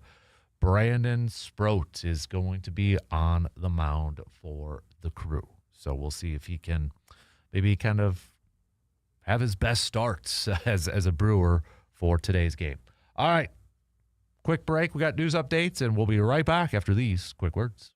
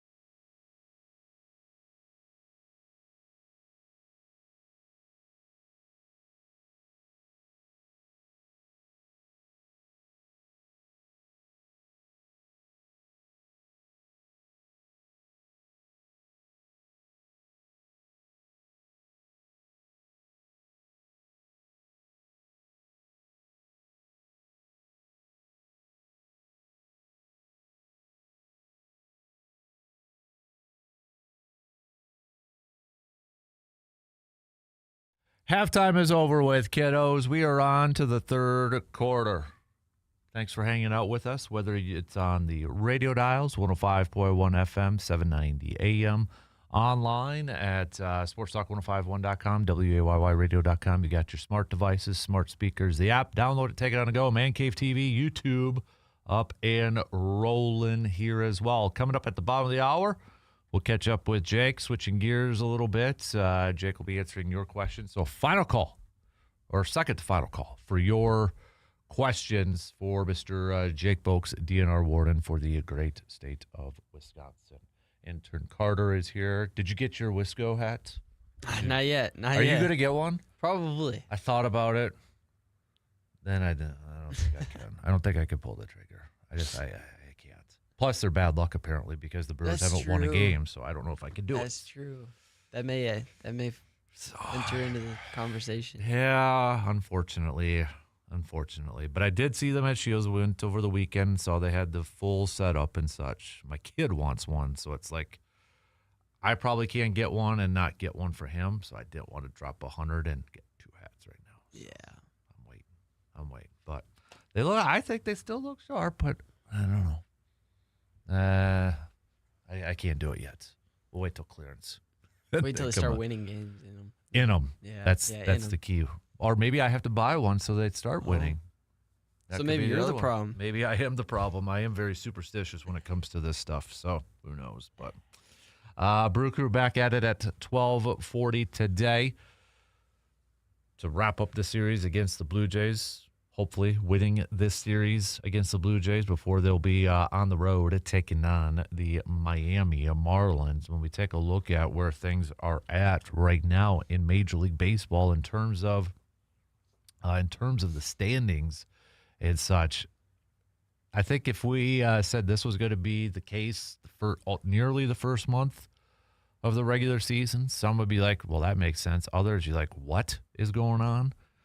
I mean, National League in the West, it's the Dodgers. I mean, they're 14-4 for crying out loud. That shouldn't surprise anybody. I was listening to the game on the radio coming back from baseball practice, and they were talking about how, everything's really close, in some of these division races, and, it's just a couple games left, and my kid in the back seat says, yeah, except the Dodgers, and he's right. I mean, they're 14. I know the Padres are only 2 games back, but still, they're off to a 14-4 start. You look at the NL Central, it's the Pirates and Reds, but then the Cardinals are just one back. The Brewers are just 1.5 back. The Cubs, who are in last place, are just 2 games back. The East, it's the Braves. The only team in the NL East right now with a winning record is the Atlanta Braves at 12-7. Otherwise, it's Miami at 9-10, the team the Brewers will be taking on starting tomorrow. Phillies at 8-10, along with the Nationals at 8-10, and the Mets, losers of 8 in a row. See, it always could be worse, Brewers fans. Mets 7-12. Looking at the American League, the Athletics, the only team with a winning record in the AL West. The Athletics. Rangers are at 500. Then it's the Angels at 9-10. The Mariners 8-11. The Astros 8-11. How about the Minnesota Twins? 11-8 right now. The only team in the American League with 11 wins is the Minnesota Twins. Nobody, not even Twins fans, had that on their bingo card to begin the year. Screenshot the standings, keep a picture just in case. I know they did lose last night, but still 8-2 in their last 10, leading their division by 1 game over the Guardians, who are 10-9. Tigers 9-9. Kansas City 7-11. The White Sox 6-12. Tampa Bay leading the AL East by a half a game over the Yankees. Tampa Bay does have a slightly better winning percentage than the Twins. Tampa Bay's at 588, Twins 579. Yankees 10-8, Baltimore 9-9, Toronto 7-10, and then the Boston Red Sox sitting there at 7-11. So I think, to me, the biggest surprise so far has got to be the start for the Twins, 11-8. I mean, nobody thought the Twins probably would be leading the division outside of opening day when everybody was over. So you got to tip your cap to them. They're playing some solid baseball. Their run differential is plus 17 right now, so that they're getting it done. They're getting it done. Byron Buxton's playing decent, so yeah. Twins fans, be excited, be happy about it. For me, it's probably just the Rays because of everyone in their division so good. Mm-hmm. And that's the AL East. I mean, it's just kind of beating up on each other a little bit too. So. Yeah, so I know Red Sox got off to that really slow start. Mets, if the Mets continue this, and let's say they don't make the playoffs or whatever, head's got to roll, I think. David Stearns has got to be sweating right now. Something's got to happen. Steve Cohen has just got to be like, what do I have to do here? You've got Juan Soto. You traded for Freddie Peralta. I mean, Lindor's over there. You lost Pete Alonso. But, man, it's just, I don't know a Mets fan, so I'm not quite sure what their thoughts are right now with how this season's going. And there is plenty of time. We know this, but if I'm David Stearns, who's more nervous right now, do you think? David Stearns or Craig Counsell with their job performance? Probably Stearns, but Craig Counsell, he's got to be a little nervous too, because they better win this Central Division, or he's going to be in some trouble. All right. I mean, what if the Cubs don't make the playoffs this year? Yeah, he may get fired. Think about it. Is it that completely out of the realm of possibility? Let's say both the Cubs and the Mets miss the playoffs this year, that both David Stearns and Craig Counsell could be let go. Yeah. Wow. I'm throwing that out. I mean, grass isn't always greener, as they say, right? But maybe in Milwaukee's case, the grass did get greener with those two getting. It's true. Then you get Matt Arnold and Pat Murphy at the helm. But lots of baseball left to be played before we get to that. But it is, I think, something to watch. If you were a small market team, let's say, small market team, and both Stearns and Counsell gets fired, would you go try to get those two? I think they would be a draw for teams, yeah. I think so, small market teams. You're looking at who could that possibility be. Can you imagine if it was the Cardinals? Now, I'm not saying they're small market, but I mean, I'm looking for a team that maybe you're looking for a complete kind of rebuild sort of. Angels really isn't small market, but still. Like the Rays, Tigers, maybe. But the Rays keep winning. Kevin Nash, and that might, they don't want to. But, I mean, if you're a Cubs fan, where's our Cubs fan Josh listening right now? Does he wish that David Ross was still their manager? I mean, they let him go for Counsell. Now, I know Rossi isn't managing anywhere, but still. See, I think the small ball theme fits the Brewers. And when you try to bring it to a team that has money and that has players with power, it doesn't work. And I think that's what Craig Counsell ran into, because the Brewers under Craig Counsell were a little different. They definitely had more power bats when they went and lost to the Dodgers in the NLCS, but they were pretty much the same Brewers. I mean, they'd peck at you, they'd get after you, they'd take pitches. The Cubs, man, I don't know. They just don't do that. They are not a good brand of baseball right now. And I don't know why, because, he was one of the best managers in baseball with the Brewers. He really was. So I don't know what happened. So just looking at some of the numbers here. So Cubs are 13th in Major League Baseball in terms of home runs. They are, let's bring up OPS here. They are 9th in OPS. What about pitching wise? Let me look at some of the pitching numbers here. So strikeouts. Cardinals are dead last in terms of strikeouts. Cubs, they're tied with the Brewers for the amount of strikeouts, it looks like, for pitching. So what about ERA? Braves are the best. Cubs are 13th in team ERA. All right, so Cubs fans, what's the big issue with your team right now? Yeah. Well, who are you pointing the finger at?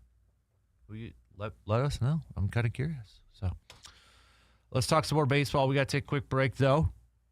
And we'll talk more Brewers and such. Hit that up. Then we got Jake coming up in about 15 minutes. So this is your final call for any questions for Mr. Jake Boaks. Please text those on over at 715-830-1912. We'll be right back after these few words.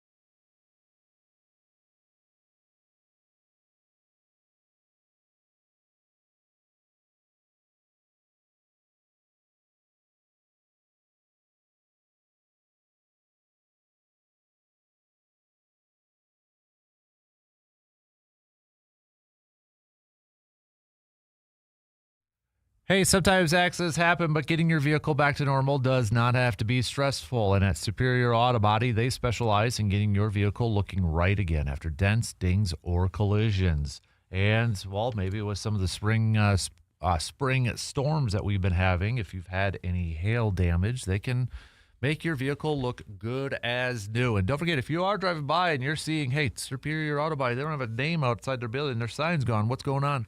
Going over a little bit of a makeover, going over a little bit of a remodel, a little fresh coat of paint and such. So don't worry, they're still there. So no runaround, no confusion, just quality work and a team that's got your back every single step of the way.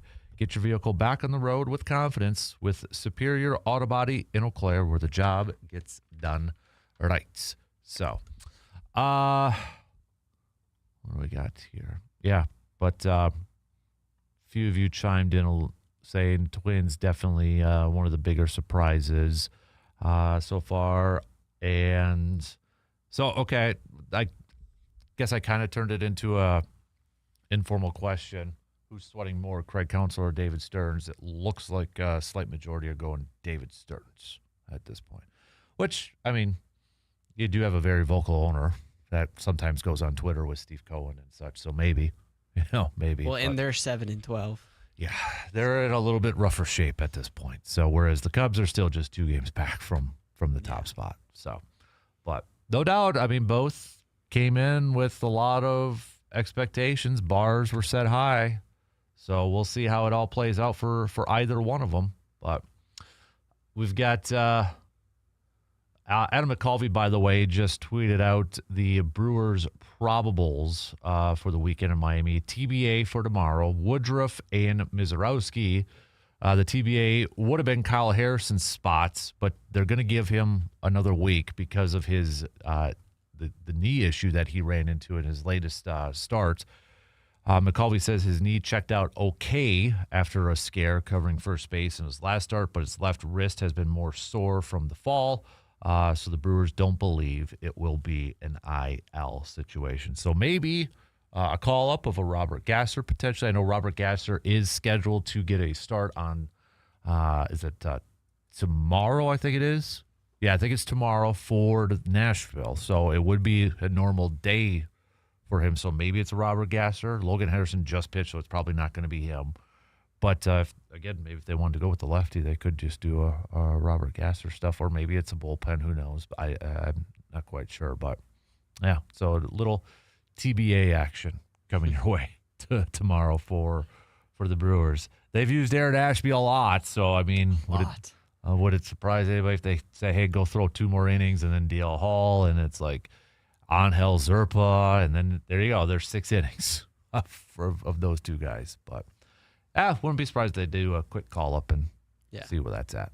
So, but that's from Adam McCulvey here, just a little bit ago, in case you're wondering where's the starts. Because that did come out yesterday with Harrison. That luckily it's not going to be an IL thing. His knee's fine. It's just the left wrist from his fall for that weird Gary Sanchez. Oh, I'm not comfortable with Gary Sanchez playing first base. I don't know. I think I'm more comfortable with Jake Bauers playing outfield if we have to than Gary Sanchez playing first base. It doesn't look right. It looks very awkward. The less we have to see it, the better I would feel. Yes. At this point. So we don't need to. I know he played yesterday over there. It's just with Yelich out, let's maybe have him DH more than anything. So, or no, he played catcher. Gary played catcher last night because Contreras was the DH and Bauers was over at first. So let's try to keep Bauers at first as much as possible until Andrew Vaughn comes back. Okay, so we don't need Gary Sanchez playing first base. I don't need him chucking balls at first base when he's covering first base and trying to pitch and that. So, but it was ugly. It was really ugly. So, but a couple more of you chiming in saying, we got a couple votes for Stearns and we got a couple votes for Craig Counsell too. So we'll get to that point if we get to that point, if both those teams miss the postseason. So, all right, really quick here too, because they did get a lot of rain yesterday. If you did see down in Milwaukee, I mean, even the roof was leaking, which apparently, according to Sal Frelick, might have helped with that hit of his, because there was a leak right in front of home base, so it made the ground softer. So that's what allowed the ball to die. But McCulvey also saying that the Brewers report this morning, in case anybody happens to be going to the game, that all roads leading into American Family Field are passable and all parking lots are open. So I know there was a lot of rain down there and some flooding and such. So if you are heading down to the game, hopefully you're already on the road, but it sounds like everything's ready to rock and roll. So specifically about that Sal Frelick play, it's interesting that the catcher let it bounce. Like, he could have caught it in the air. I don't know if they were waiting to see if it was going to be foul or something like that, but it worked out. It did. It was just weird. It was. All right. We got to take a quick break, and then we're going to get to Jake Bolks. We'll answer some questions from him. I know turkey season is underway. We've got a couple weeks till the fishing opener. I know Muskie Northern's going to be coming up here too, so we'll get to everything here with the expert himself, Jake Bolks. But hey, send us your Takeover Thursday questions. Got a topic in mind that you'd like us to talk about and such? Send it on over, all right? Or what is your enough is enough? Okay, let us know. We'll take a quick break and switch gears here a little bit and talk with Mr. Jake Bolks coming up after these few words.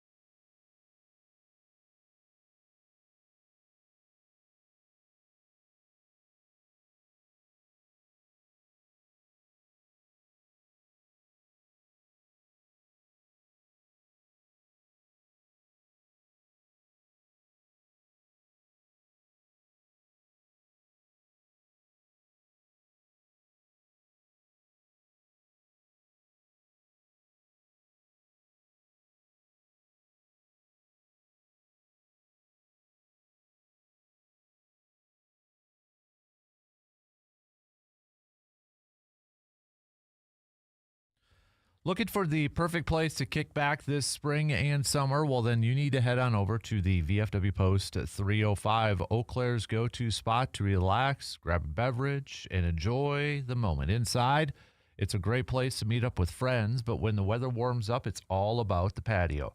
With one of the best river views in town, there's no better place to soak up the sunshine, to unwind after work, or to spend a weekend afternoon. Cold drinks, great people, and a view that you can't beat. That's the VFW Post 305 in Eau Claire, your spot to hang out this season. Waiting on Jake. We'll see if we're going to be able to get him on or not this morning, so stay tuned for that. We'll see. He might be busy doing something right now, but if we do get Jake up, we'll bring him on board right away. So I guess you got a couple more minutes. If you do want to get a question into to Jake, you can send those, text those on to us right now, if you want. But we've got the intern's got his Wild jersey on there, so I want to hear from some Wild fans. Okay, I want to hear from some Wild fans with the playoffs because you know who you're playing in the playoffs. How much do you want this against the Dallas Stars, considering the history of the Stars and Minnesota and such, on a scale of 1 to 10? I'm not the biggest hockey fan in the world, but I understand when there's a rivalry and there's maybe some animosity and such. Like, how much does this series mean to Wild fans? Would you say it means more to Wild fans than Stars fans because of the Stars leaving Minnesota? Not just that. I also think the Wild haven't won a series in a long time. Yeah. And so to get past the first round of the playoffs would be special, and it just adds a little extra on top that it's the Stars. Right. So it'll be a fun series. But so I mean, kind of. I'm trying to say because last week you wore your Badger one and they did win. They did. But did you win it again, or did you wear it again? I didn't. So it's probably my fault. That's how Green Bay won Super Bowl 45. I did not wash my Rodgers jersey, and I wore it every Friday and every game day, including the 2 shirts underneath it. Never washed them, and I kept wearing them even to work on Fridays. All right. Don't mess with the winning If the Wild streak. win, then I'm never taking this off. That's Never? Well, okay. Well, let's set some parameters. But So today we kind of wrap up the regular season. We got a few games and such, so we'll get to those and picks and that. But where does the Stanley Cup playoffs kind of rank for you in terms of some of your favorite sporting events and seasons? And obviously we got March Madness that's already done, NFL playoffs and that. But Stanley Cup playoffs, where does that kind of rank on the echelon for you? the NFL and March Madness is up like 1 and 2. Okay. The Masters, I actually had a lot more fun watching this year than I've had Really? any year. Was So, there a certain reason why, or? I don't think so. I think I watched more of it than most years. So I don't know. It's a fun time. But it's got to be on the 3 or 4 line. Okay, so top 5? Yeah, it's definitely better than NBA. That's Yeah. for sure. Yeah. Although, like when the Bucks won the championship, it's pretty fun. Well, you had a rooting So, interest, right? Yeah. That's the So- thing. Whereas I almost feel like Stanley Cup playoffs, if you don't have a rooting interest, you kind of it's still good games. That's true. It feels like. Yeah. It's not to say that the NBA playoffs don't have good games and that. It just, and maybe it's different because there isn't an in-state team. You know, Wisconsin, Yeah. there isn't. And I think around here, there's a lot more Wild fans. But even before the Wild, I know plenty of fans around here who are Blackhawks fans. You know, Chicago Blackhawks fans and that. So I think there's a little bit of a divide in that. But, you know, maybe, hey, I tried my best when I was in 6th grade. I wrote the governor a letter saying we needed a state hockey team, and that didn't obviously pan out. So I did my job. I did mine. I never got a response. I also think the thing with hockey that you don't get in basketball is just the fact that the Avalanche should win the Stanley Cup. But that's not a given in hockey. Mm-hmm. The Thunder should win the Stanley Cup, and they're most likely going to. Mm-hmm. And so I think that's where it's like hockey's anybody's game. If a goaltender gets hot, you're in trouble. Mm-hmm. Basketball, you can take a game off and then still come back and win 4 straight. Right. So I think that's also a little bit different. Mm-hmm. Yeah. So, but I'm kind of intrigued. I'm good. I always pay attention to Stanley Cup playoffs because I think it's fun games, it's fun matchups, it's intense games and such. So Let me ask you a topic. We may have seen Ovechkin skate for the last time. Where do you rank him in terms of the all-time greats for hockey? It's a good question. See, it's hard. It's hard because I don't know a ton about old hockey players, just because, I kind of got into it when I was, I'm still young, but just 14 Don't brag. years You don't old. got to No brag kidding. about it. So. Okay. So he's top 5 for sure. He's not 1, obviously. Wayne Gretzky's better than him, but would you go Sidney Crosby or Ovechkin?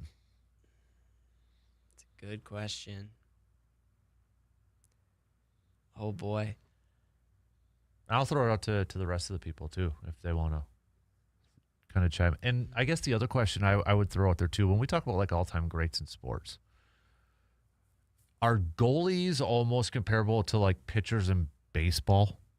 Whereas when you talk about all-time greats in baseball, a lot of it is position players, right? Yes, you got some pitchers mixed in there, but when you talk about the best player in baseball, you usually don't see a pitcher get named number 1 or maybe even in a top 5. It's usually a position player. Would you say the same is kind of like that for hockey with goalies? I think so, and I think it's because they don't score the points. Right? They'll get credit for the win. Like, just take USA's game. I mean, Connor Hellebuck, if he's not in net, USA loses 5-1. But all the credit goes to Jack Hughes because he scored the game-winning goal, right? Right. So I think, like you said, there's no recognition for goalies, but at the same time, what Wayne Gretzky did was insane. Yeah. What some of these his hitters, points record is, some of these hitters have done is insane. So they're almost not comparable. You almost have to have 2 groups: the greatest goalie of all time and the greatest player of all time. Yeah. Yeah. It's like in baseball too. Okay, so you kind of say that too. Okay, should the NFL be that way with quarterbacks and everybody else? Yeah, I think so. Because you can't quantify what a quarterback does versus what a wide receiver does. Because if you don't have a quarterback, you can't catch the ball, right? Right. So, yeah, like even the MVP. The MVP is the quarterback's quarterback's award. Yeah. The offensive player of the year is whoever's best after that. Right. So it's practically categorized, just not named. But yeah, I think in the NFL they could do that too. So let me maybe throw this out as a fun little part of our game time that I was going to do in the next hour, but I'm gonna call an audible here, and I want to throw it out to everybody else. Who would you consider as the best NFL player of all time? Can't pick a quarterback. So it can't be a quarterback, can't be Brady, can't be Montana, can't be none of those. And then to add on to it, I'm going to do this. Give me the best offensive player and best defensive player too. So one of them will probably be the best player, right? Yeah. Depending on Reggie White's the best. Well, then he's probably your best defensive player. So if you picked an offensive player as your best player, then who's the best defensive player of all time? But take away quarterbacks. If we take away quarterbacks, and then for pitching-wise, who's the best pitcher of all time? Who would you vote for best goalie of all time? Is that like Dominic Hasek, Patrick Waugh, those type of players? Or That's a good question. I'll throw it out to the rest. That's kind of our. Yeah. We'll do a little GOAT talk without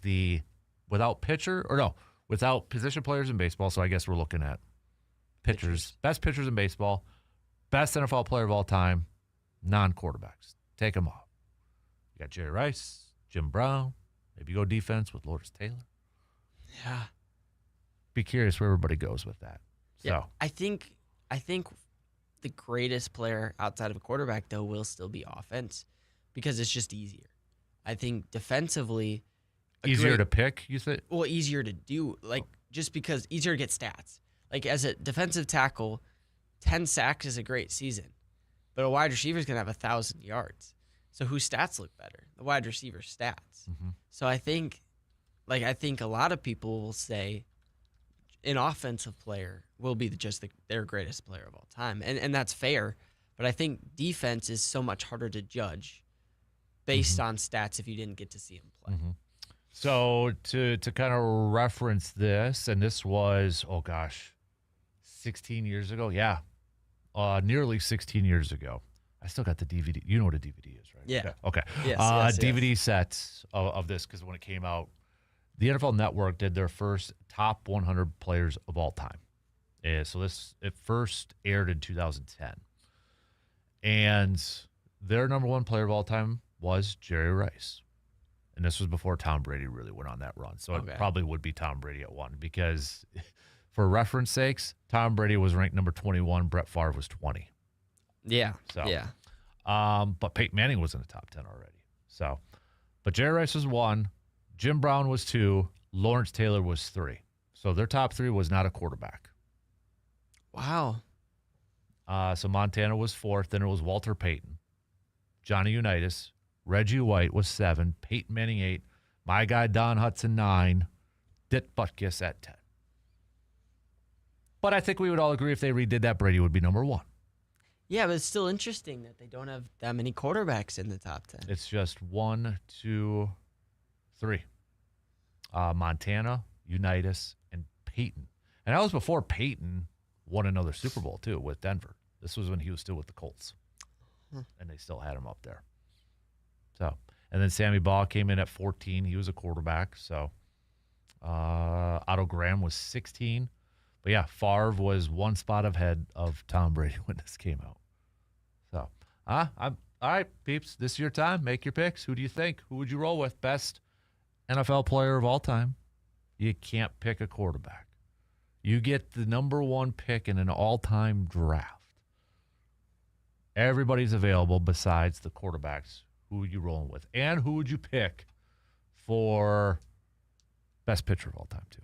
Let's go modern era, okay? I don't want to go to Cy Young way back. Yeah. Let's stick with the modern era. So let's start with, well, what does MLB recognize as modern era? MLB modern era. We might have to make it a little bit more.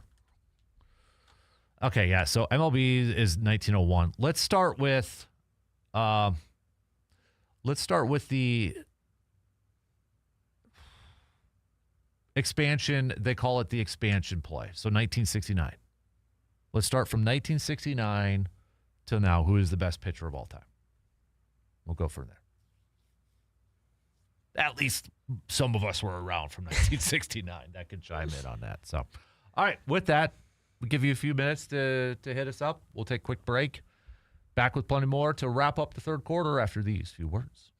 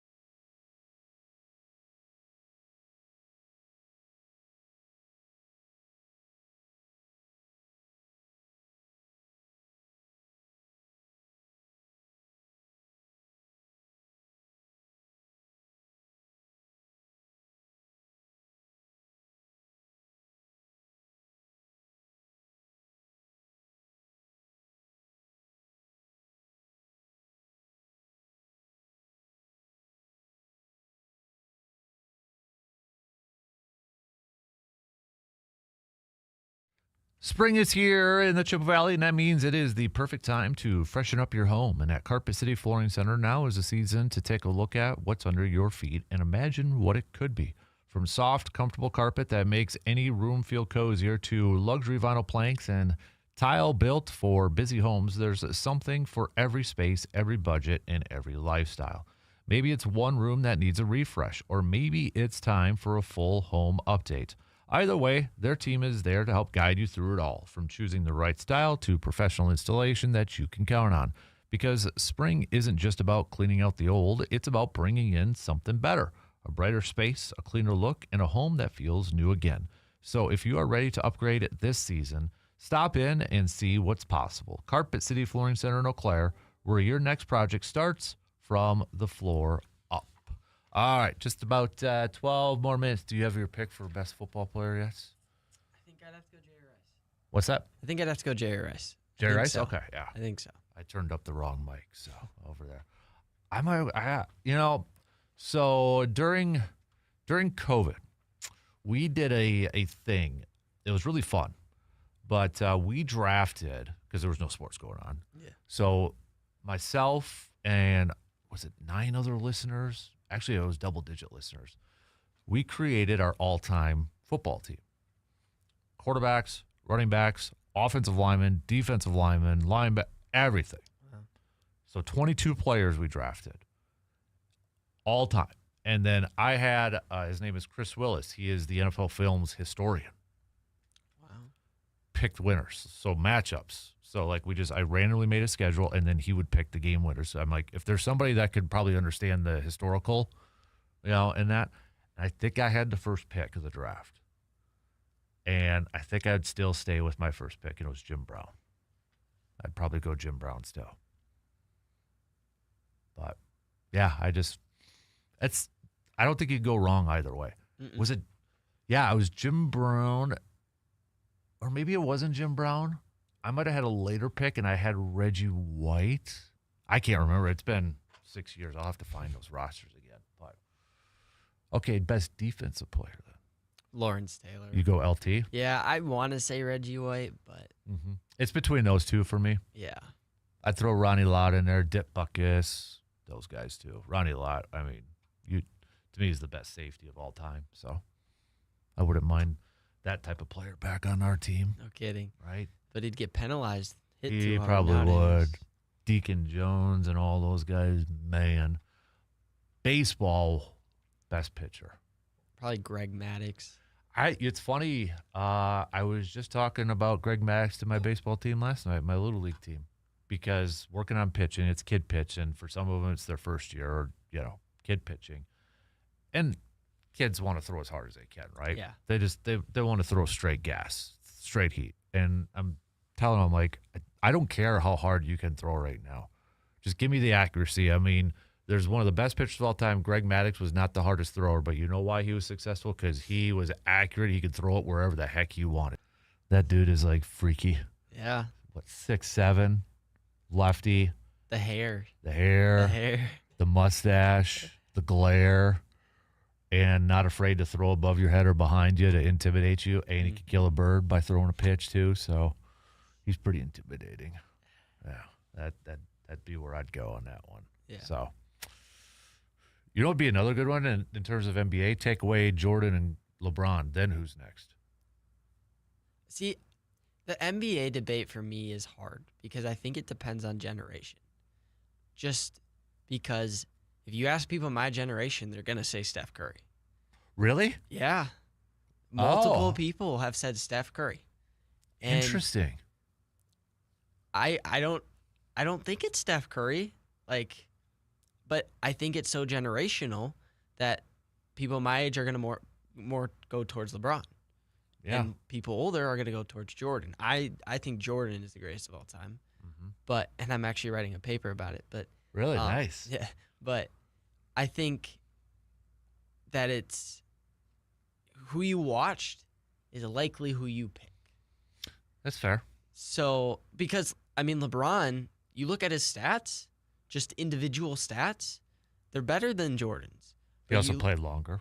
But he played longer because of the generation. Mm-hmm. Because you touch him, he's fouled, and he can. And he came out of high school, and he can load manage. Yeah. I mean, Michael Jordan. I read a stat the other day. At 41, played all 82 games. Mm-hmm. At 41 years old. Yeah.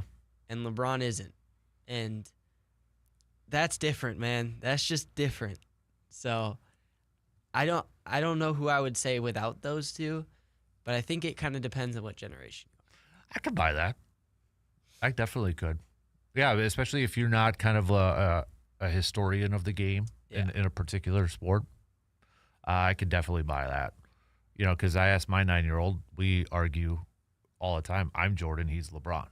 It's interesting you say that about Steph. I think Steph. Now, if you were to ask me who's had the biggest influence on like the basketball teams I've coached with my son as an 8-9-year-old, it's Steph Curry. For the straight up reason, what do they all want to do? Shoot threes. Shoot threes. And it just grinds my gears. It bugs me because you guys need to learn layups first and mid-range before you're chucking up three-pointers. So, but they get it from watching Steph Curry. I think he's changed the game more than anybody. Nobody shot logo threes before Steph Curry. So, now who do you think's the best point guard in NBA history? Honestly, I'm probably going Magic. Yeah, it's either Magic or Curry probably. And it almost depends on what kind of guard you want. Do you want a guard that's going to dish? With the assists and such, because you talk about the era. I grew up in an era when I think about point guards, I think about the guys that are the John Stocktons that are gonna pass, that kind of run the offense. They're not necessarily the scorers. They're distributing the ball to get to your scorers or to get to your big men and such. So longest time, I probably would have picked like a John Stockton or an Isaiah Thomas or somebody like that. Yeah. Now it's different because for me, for my age, I view Steph Curry. To me, he's not a point guard. Yeah, yeah. I view him more as the two guard, as the shooting guard.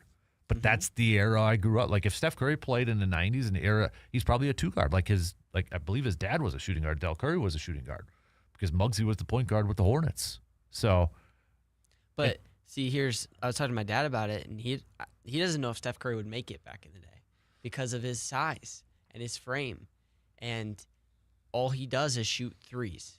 And he does get in the paint a little bit, but back in the day, they just bully you. And would he be able to stand up to the rigors of a full NBA season when they could push you to the ground and it wasn't a foul? Mm-hmm. I think what would help Steph is that his dad played in that era. Yeah, yep. So a little bit familiar. And, because I'm trying to think who would have been a comp for Steph Curry back in the 90s. I mean, Reggie White was not the biggest, or Reggie Miller was not the biggest, dude, but he would scrap it up and shoot the threes. And yeah, that's interesting. But I mean, even going back to the point guard comparison, I mean, Nikola Jokic is averaging over 10 assists. Right. So is he a point? No, he's not a point guard, but the NBA has changed so much to where you have centers and teams are just going inside out now. And they're just throwing it inside. He's kicking it to the open guy, and they're shooting threes, and that's all they're doing. I was watching a clip of an interview. I don't know how old this was, but it was John Sally, who used to play in the NBA, and he played for the Pistons, and he played for the Lakers and the Bulls, and he played under Phil Jackson and Chuck Daly, who coached those Pistons teams. And he was asked, which coach could, coach today, or which coach would you pick? And he said Phil Jackson, and he was talking about how Chuck Daly, it would just grind. He would be so upset with the style of basketball today. And the example he gave was when you mentioned Jokic, big man bringing up the ball. Yep. Because he said there was a time at practice, he got the rebound and he started bringing the ball up, and Chuck Daly blew it down. He's like, "What are you doing?" And he's like, "Well, I'm bringing the ball up." He's like, "Your job as a big, you get it. You've got Isaiah. You've got Joe Dumars. You give the ball to them." And I'm like, now you look at it today. You got Victor Wembanyama shooting threes. You got Nick Jokic shooting threes and that. So, I mean, Giannis is bringing the ball up the court, and he's not even a good passer. So it's just all driven by the player. Yep. Yeah. I don't think Jason Kidd's a good comp for Steph Curry. Jason Kidd to me more was the distributor too, and I mean Steph Curry. When I think of Steph Curry, I'm not thinking about pass. I'm thinking about shooting threes. Yeah. From the logo. That's not Jason Kidd for me. I'm thinking of Jason Kidd. When he's with the Nets, he's got Kenyon Martin, he's got Kerry Kittles. He's getting the ball to those guys. Jason Kidd to me is more of a John Stockton type than Steph Curry. Mm-hmm. Yeah, Steph Curry. That's why I feel like Steph Curry is the two guard. Yeah, he's a two guard. He's shooting. So interesting. That's a good conversation to have though. So shot clock's going to cut us off. So we got to take our final break. We got some news updates, and we'll get back at it. We got Brewers just starting up here in about a little over 3 hours, less than 4 hours from now. So 12:40 first pitch. Coverage is going to begin, though, at 12:05. So just, 3 hours from now before they head to Miami. But hopefully they pick up that win today and pick up another series win. Quick break, and we'll be right back in just a few minutes.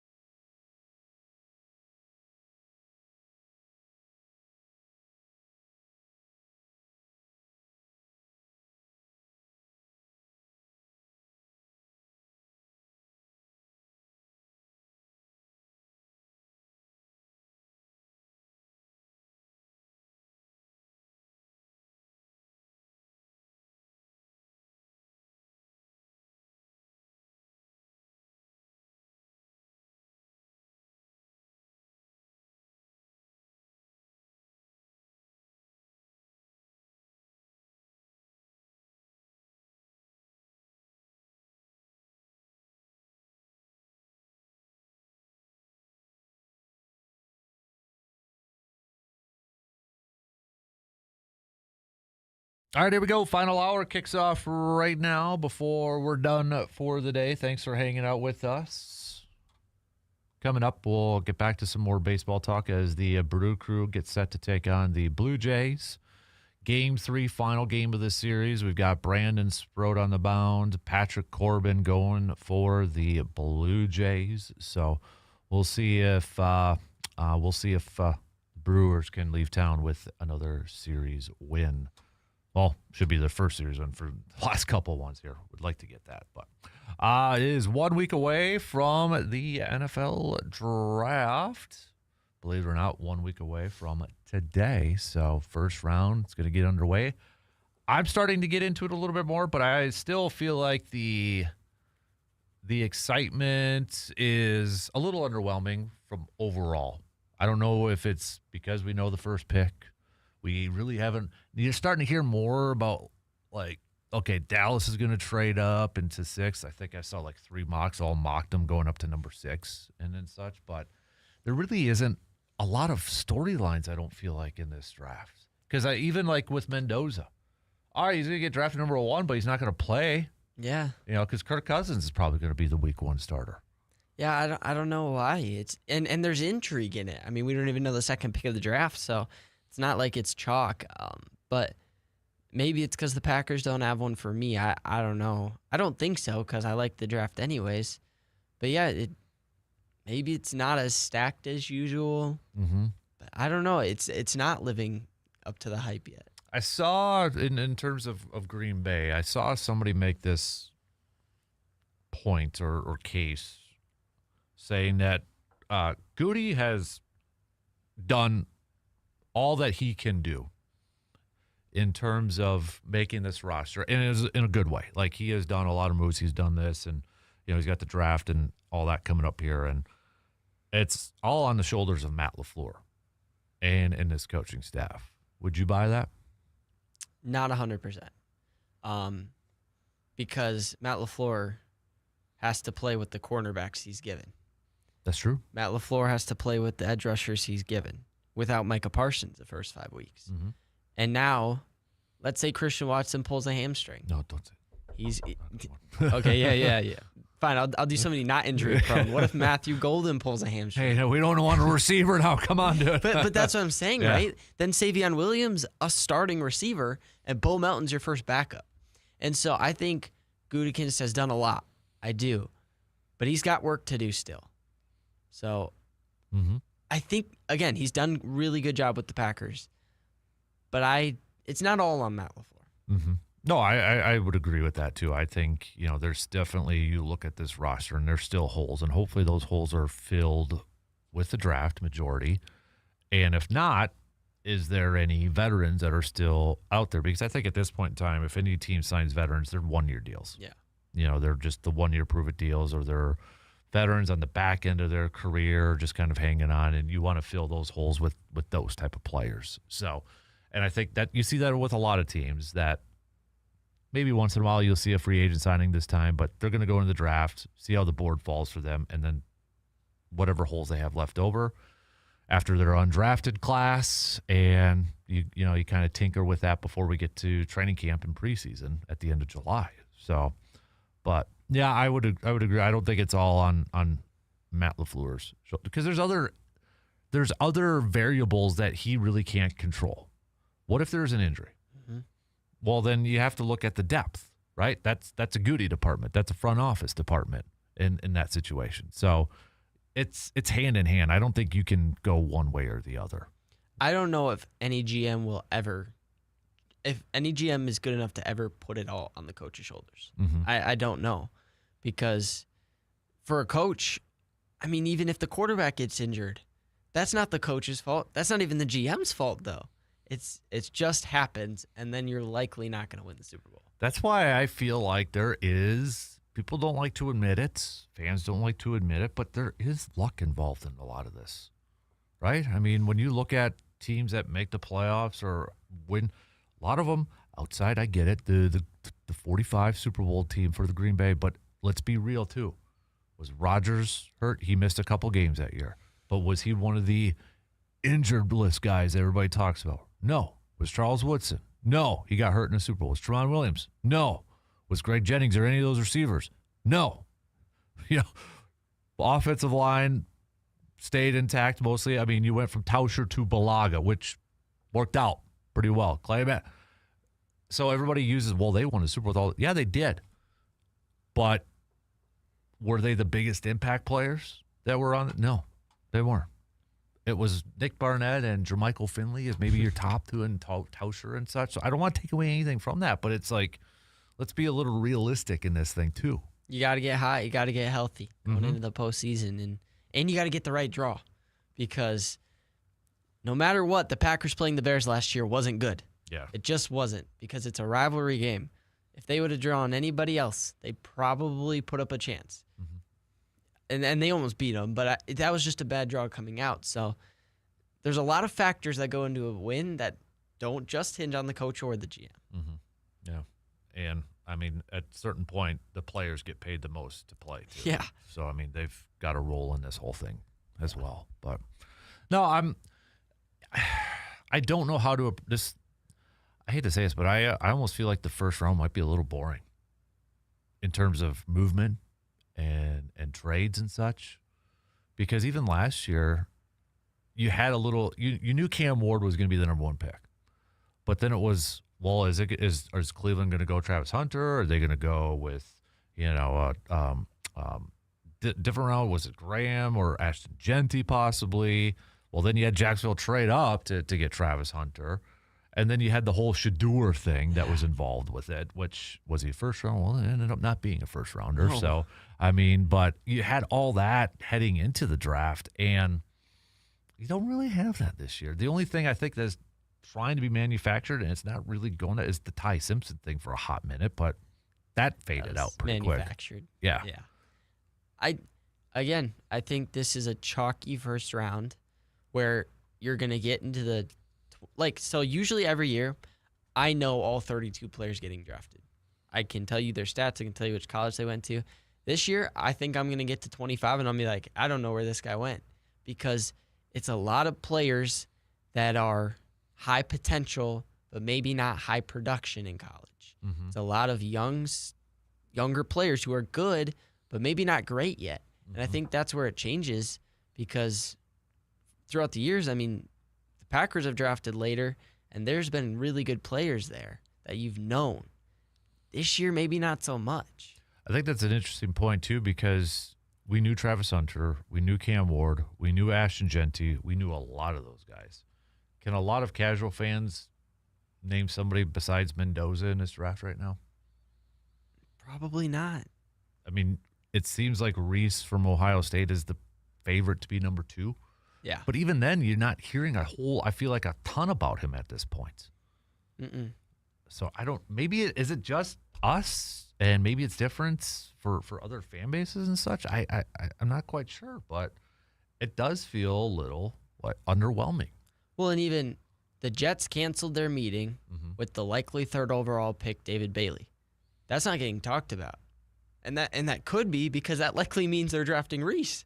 And so we're just gonna glance over that. Like, I don't know why the disconnect is, but you're right. It feels like this draft is kind of just gone by the wayside.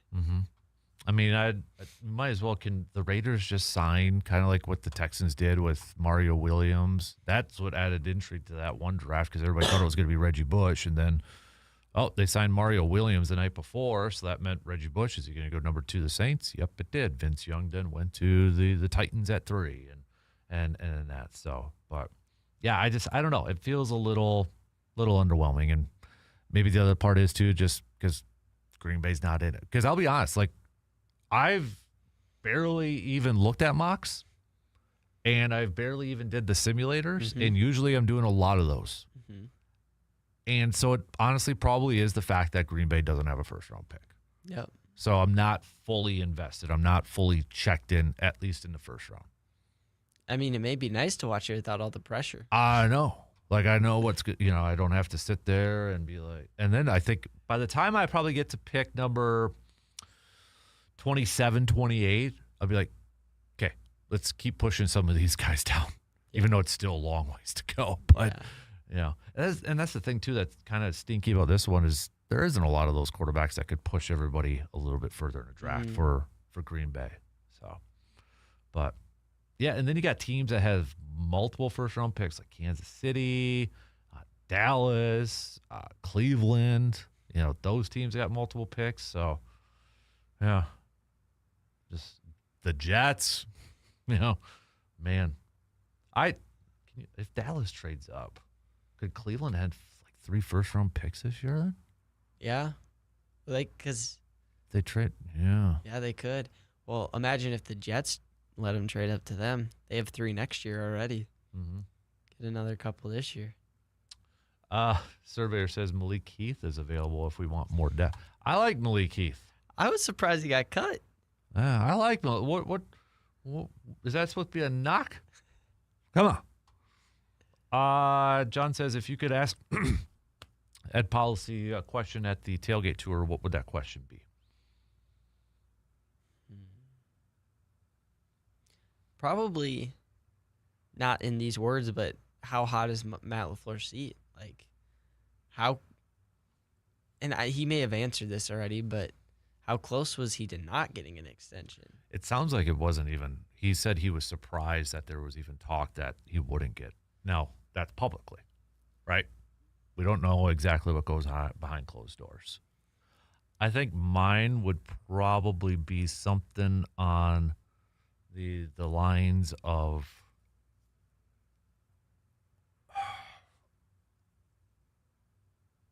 trying to think of the best word to or best way to put this.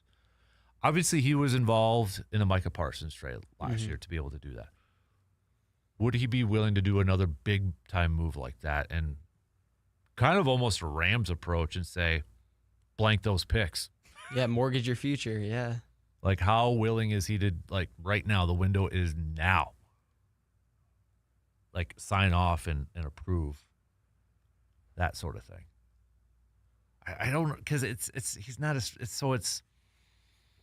it's a little difficult considering he's not a Jerry Jones like owner or even an owner and that sort of thing. So maybe the other part for me would be how much does he personally pay attention to the report cards from the Players Association, because he is the man in charge. Yeah, and those are his employees, and that's your house, that's your building. How serious does he take those? A big one that has always popped up for, and I'll admit this one always I just like, okay, whatever.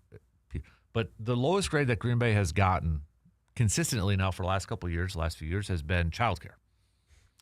And I'm like, okay, childcare, you got to ask, really, is that big of a deal? I was just like, then I heard a story about the Blue Jays, about how the Blue Jays Toronto Blue Jays have this amazing child care service for players and for families. So families can drop their kids off and their families, it's like big. And the person I was talking to said, why do you have this? What's the need? And I never thought of it this way, and I think it could compare to Green Bay. It's almost a recruiting tool. When families come in and players come in, he's like, we got to figure out ways to want people to come to Toronto and stay in Toronto. I'm like, I never really thought of it that way from a Packers side of things. And we may not think it's a big deal and such, but for those, it's the little things like that might make the difference between choosing one team or the other. Mm-hmm.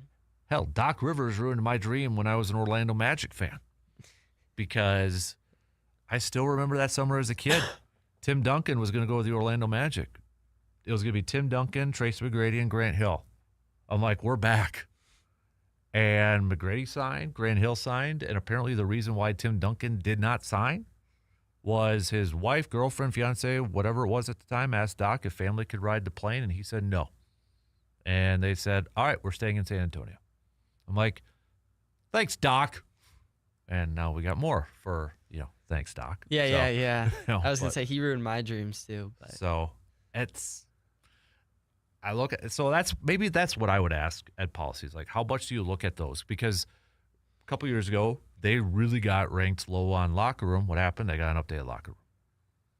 So how much does he look at that and value that, and how much does that influence decision making from that side of things? Because I look at him more as a business type, stadium wise, and obviously title town and all that. But I wonder how much even Matt LaFleur looks at it, just because that's what I mean. His press conference, he kind of brought up players, and I wonder if he's kind of feeling it. Like I got to kind of defend myself here. Mm-hmm. So I do wonder how much those guys look at that stuff. Yeah. Yep. All right, let's take a quick break, and let's get back to some baseball talk. So we'll be right back after these few words.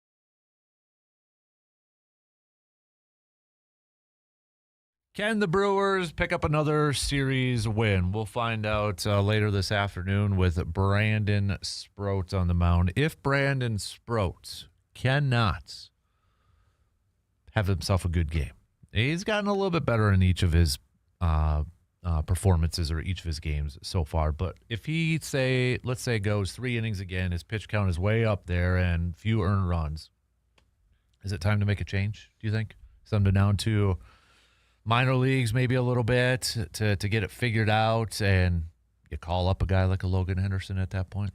I think so, but I also think then that comes with the expectation that if/when he does get it figured out, that he's back in the big leagues, no matter how good Henderson's pitching. Because I think when you start a guy in the MLB roster that's young and then you send him down, his confidence gets shaken. So to be able to play well then in AAA, you have to then bring him back up and facilitate him into the starting. Or not even starting. I mean, he could go to the bullpen, but you have to be ready to call him back up. I think, I look at a guy like a Corbin Burns, how he began his career.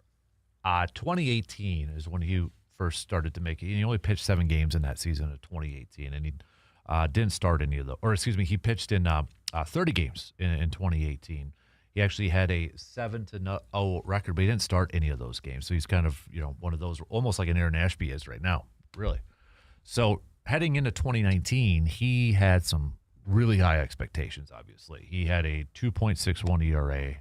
And I remember, actually, I was at the Final Four, and I was in the press box, and me and Neil Aber, who used to be at Channel 13, had the Brewer game up because they were playing the Cubs while we were watching basketball. So we were watching this, and Corbin Burns was struggling. I mean, he was really, really struggling. It was bad. He ended up getting sent down, and he was even struggling in AAA, and he started to get sent down further to us, like, just get him back to Arizona in the pitching lab. Yeah. Like, he was that bad. And it's like, oh, man, this stinks, because they gave him a starting shot in 2019. 2020, and in the shortened season, he did bounce back nicely. He pitched in 9 games, went 2-1 and 2.11 ERA. So then in 2021, well, that's when he won the Cy Young. So not saying that's going to be Brandon's throat. Not saying that he's going to be bad and they got to send him down and all that sort of stuff. But, there is that. I think that when we think about Corbin Burns, I wonder how many fans kind of forget his second year. He was really, he had a negative WAR. He was negative 2.2. I mean, he's a career 19.4 right now for wins above replacement. But that 19 season, he was just atrocious. 1-5 and an 8.82 ERA.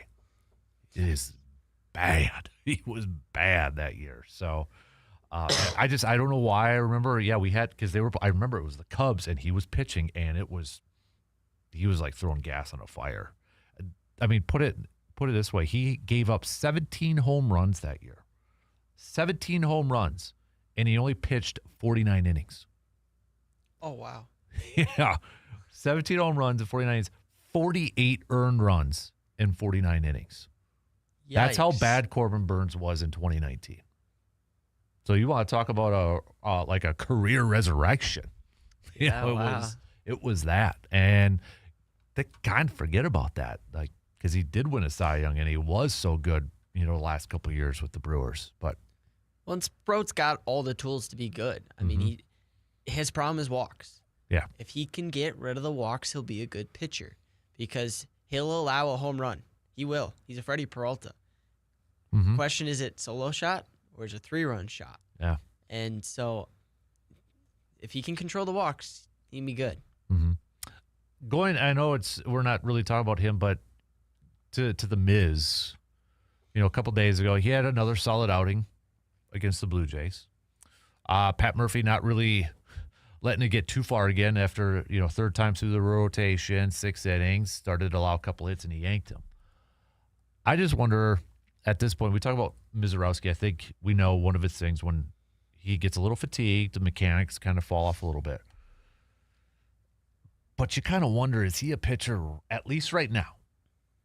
He can only go twice through a lineup card? Yeah, probably. And I know it's tough for a lot of pitchers when they're facing hitters the third time. You'd think, okay, third time hitters might be a little bit more comfortable. They're seeing something. But I would really like it if Miz can get through 6 innings every once in a while. Again, you want to talk about Freddie Peralta? There's 5-inning Freddie. Yep. You know that's Freddie Peralta, right? Or is that just kind of the name of the game in pitching today? I think it's partly that, but I think also it's his accuracy, because this year he's gotten a lot better in accuracy. Doesn't throw 104 down the middle. He throws 99 in the corner. Yep. When we get into that 5th inning, it's 99 down the middle. And so when you've seen him already, then you're going to start hitting him. So he's going to have to carry the accuracy over to be able to pitch well. But I don't think it's out of the realm of possibility for him to keep going. Because, I mean, he's pitched, I think he went 5 2/3 2 starts ago. So he got into the 6th inning. He didn't finish it, but he's got some of the most innings on our team at 21.2.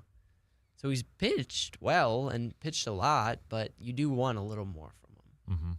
Yeah. But the fact that he was apparently that sick the other night, I don't know if you heard that, but didn't. yeah, I think he made the comment that every time he threw a curveball, he felt like he was going to throw up.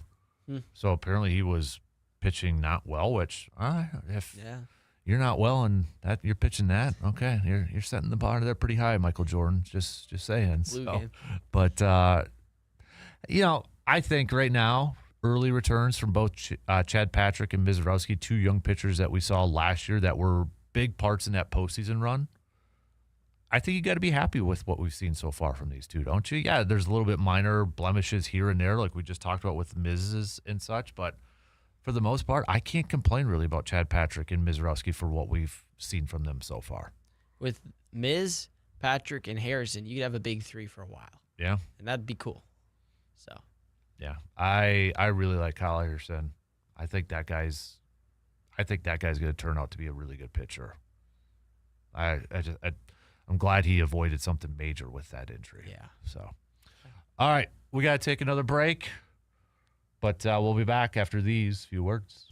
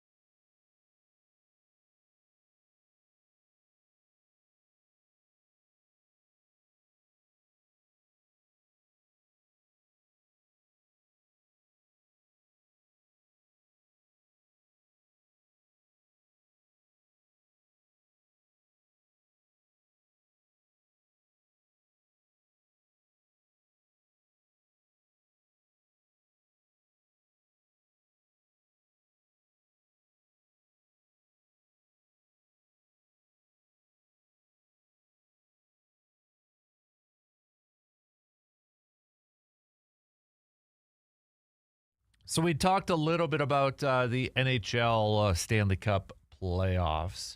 The NBA is going to wrap up their play-in games and such, but we know the Bucks are not in there. And well, the summer that could define a franchise will be here before you know it. So one thing is for sure certain: we do know that they're going to be looking for a new head coach. Now, the other part in that is, who's going to be, is Giannis going to be there or not? And should Giannis be involved in the decision-making process when it comes to this? I saw, we went through some names and such, and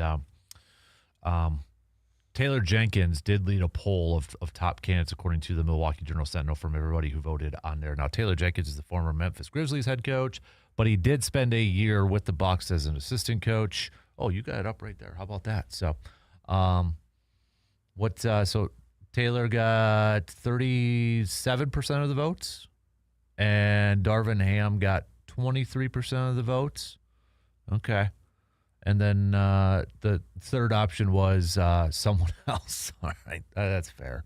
So I would be intrigued with Taylor Jenkins, to be honest with you, because I think when he was with Memphis, they kind of overexceeded some expectations and such. The NBA is it's hard to figure out.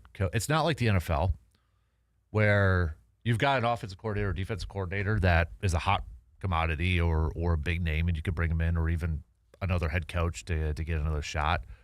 Retreads galore in the NBA. It's kind of like the NHL a lot. Yeah. Even baseball managers to an extent for some too. But I think we're even getting away from that. It feels like in Major League Baseball, you don't have the whole lot of the Tony Lewis's. Yes, you had Bruce Bochy come back again, but I think he's probably done at this point. Yeah.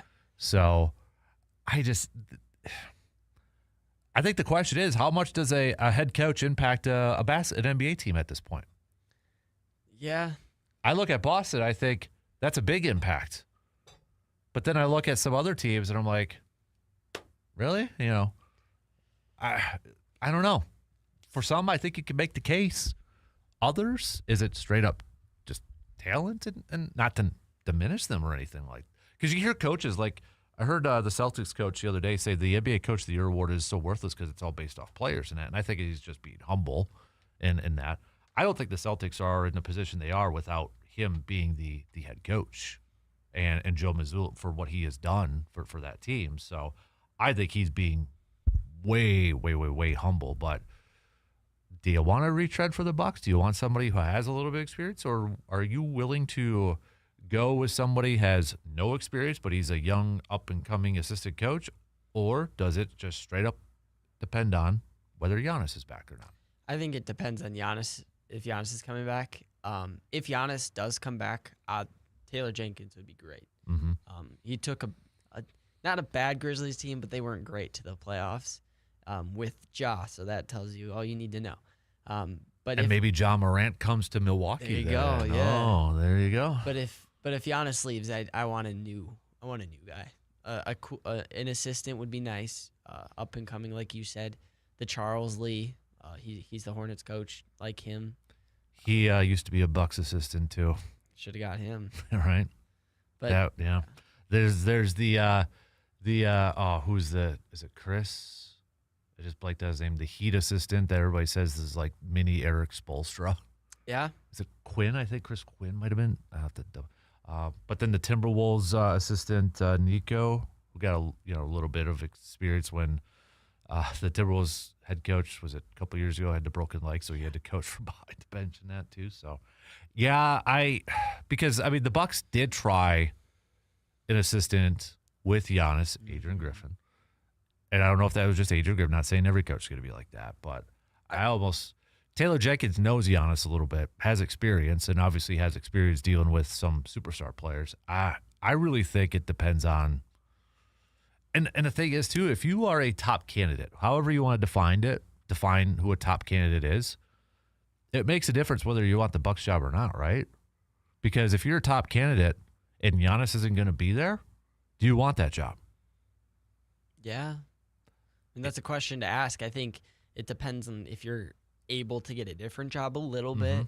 Like if Taylor Jenkins isn't going to get hired by anybody, why not? Right. Because we're paying 3 coaches anyways. So, but I think the thing with Adrian Griffin was he wasn't like an assistant head coach. I don't believe. I don't think he was quite ready to coach.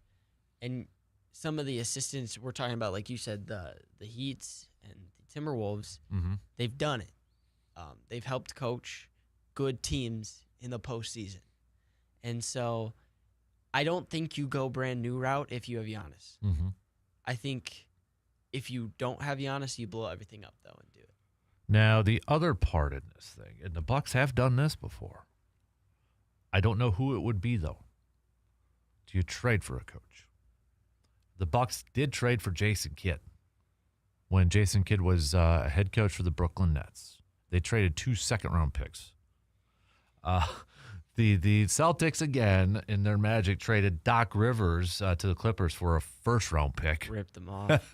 Fleeced them. But I don't know if there is a coach, a realistic coach that a team would trade away. Yeah. And, again, they'd have to want to come to Milwaukee when they're in a rebuild. And like, Joe Mazzulla is not going to want to come to Milwaukee when he's with the Celtics. Right? I don't think Eric Spoelstra wants to leave Miami. Not to come to Milwaukee. Yeah. So I think if you want to trade for a coach, it has to be one on probably a bad team. Or kind of at that transition where it's time sort of thing. So, and I don't know who that would be, if there is even one. Imagine if they went Dan Hurley. Goodness. I think if Dan Hurley turned down the Lakers, he ain't going to Milwaukee. That's it. And I would assume the Knicks maybe inquired, since he is an East Coast guy last year too. So if he turned those 2 teams down, for sure the Lakers he turned down, he ain't going to the Milwaukee Bucks. I just know that would be a little shocking. I don't think he'd work as an NBA coach anyways. Especially with the vet. I think if you're Dan Hurley and you want to go to the NBA, kind of follow a Billy Donovan thing, you have to go to a young team that's got a lot of younger talent. Yes. You can't go to an established veteran team because I don't think his style would work. You got to go with some younger guys that are maybe just fresh out of college still and not quite established. Well, the Bucks could be that. They could. They could be. But does he want to go to Milwaukee? No. I don't. No, he doesn't. I don't think he does either. So, I don't know who that coach would be that they would trade for. It ain't gonna be Steve Kerr either. So get rid of that one.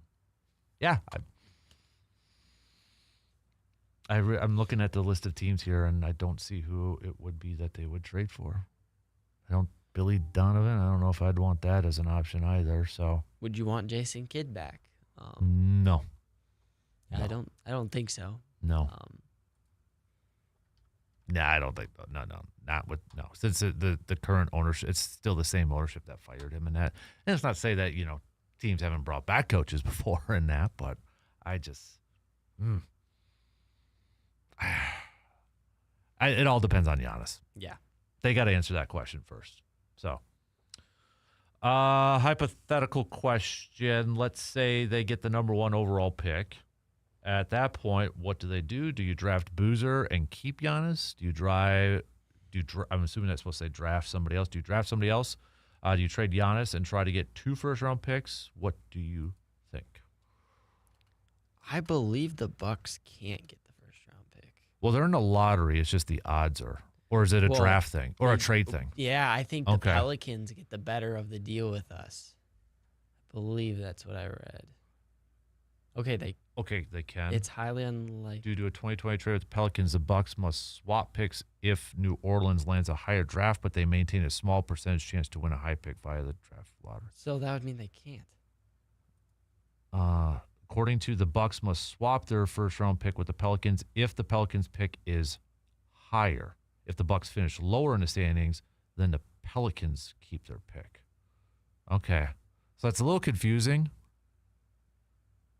But they finished higher, so I don't think they get to keep their pick. If the Bucks swap if the Pelicans, okay, the Bucks finish lower in standings, then the Pelicans keep their pick. Okay. maybe the best question to look that up is, do the Bucks have to swap the number 1 pick if they get it? Does that make sense? Yeah, because that's the other thing. I hate when NBA teams do this swap stuff. Must swap their okay, yep. So the Bucks must swap their first-round pick to the Pelicans to receive a more favorable due to the Drew Holiday trade. The Pelicans hold the right to swap, meaning if the Bucks land a top pick, New Orleans can take it, forcing the Bucks to take the lower position. All right, so, okay, if the Bucks were to win the number 1 pick and the Pelicans had number 2, the Pelicans would swap, taking the number 1 pick for themselves, or rather, the Pelicans would likely lose that top pick to Atlanta via Jeez Louise, why do we have to make so this? confusing. Yeah. In long terms, no, the Bucks can't get the number 1 pick. Man. So. Well, so essentially we just need the Pelicans to get the number 1 pick, and then maybe we could get 2. Yeah. So yeah. Work it that way. But yikes. All right, we got to take our final break, and then we'll make some picks. We'll be right back after these quick words.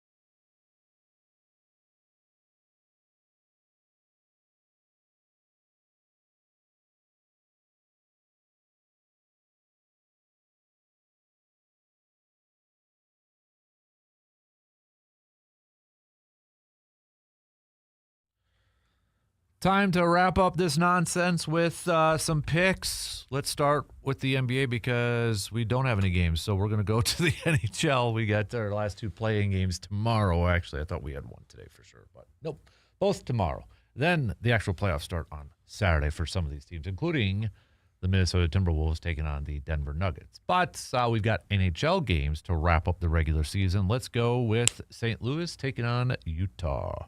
St. Louis. I'll go St. Louis. The Ducks and Nashville. Predators. I'm going to go Ducks. Ducks fly together. San Jose versus Winnipeg. Winnipeg.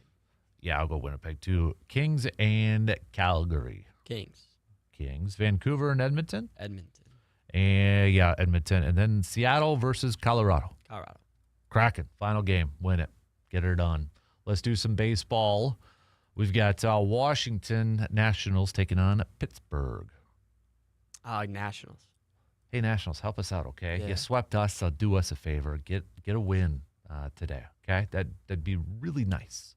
Really nice if you could help us out. I'll go Nationals. Same thing. Giants, Reds. Why not? Giants. Come on, Giants. For crying out loud. Bounce back and pick up a win. Kansas City and Detroit. Detroit. Yeah, I'm going to go Detroit too. Let's go Angels and the Yankees. Give me the Angels. Mike Trout's already up to 6 home runs. Is Yeah. Mike Trout back? He's back.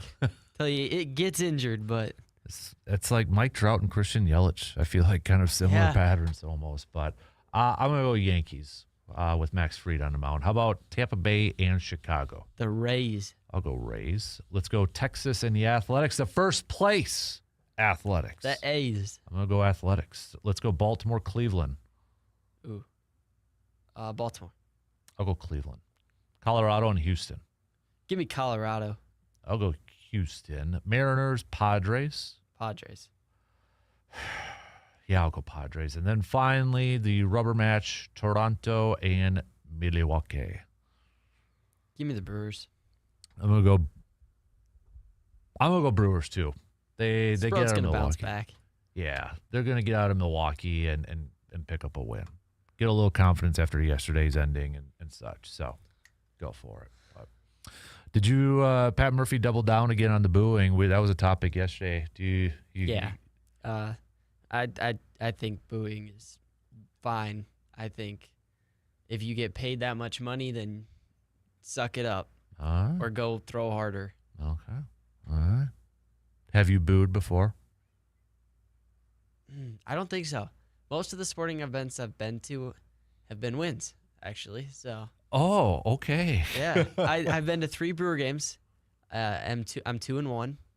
I've been to 1 Wild game and I'm 1-0. So All right. there you go. All right. Well, I guess we got to change that too. We got to get you to a game where your team loses and plays really bad. Good. So, Well, so quickly, I did go to a Brewer game last year and they were down 8-0. They just came back and won.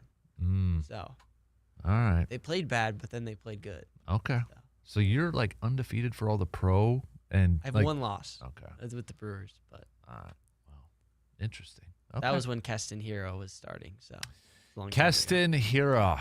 That was a long time ago. Jake Bowers is doing what everybody wanted Keston Hira to be doing. Yeah. Just jacking home runs at first base and still striking out too. So, but that's, hey, he's hit some big hits. Can't knock it.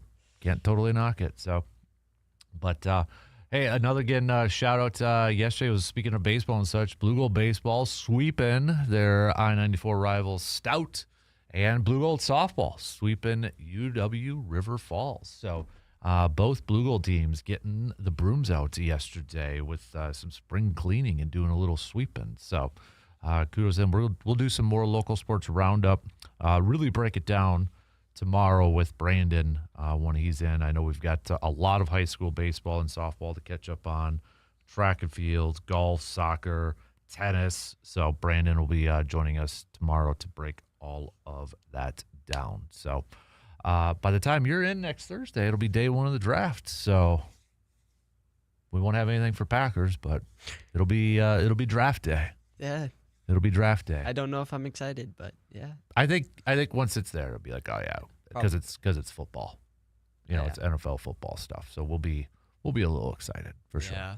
I think the other thing too is, are we going to see any like player trades that day? A.J. Brown, is he going to get traded? Oh. You know, that sort of stuff. That's what Yeah. I'm trying to figure out and see if there's any. I think that'd be like the only one. And I think if you're the Steelers, maybe they're setting this up. The draft's in Pittsburgh.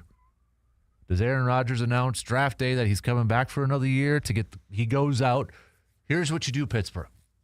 When it's your pick, you throw out Rodgers to announce the pick and say, one more year. And then they pick a quarterback. And it's like, right? So he's like, one more year. And then you get the crowd, all the hoopla and all that. And, yeah, that's – if you're the Steelers, you really, really – you got to be like, dude, tell us. yeah. Just tell us right now. I think they're like, I'm glad he's got 1 year left because we couldn't do this for longer. Yeah. I still think he plays one more year. I think the longer this do goes, too. he plays.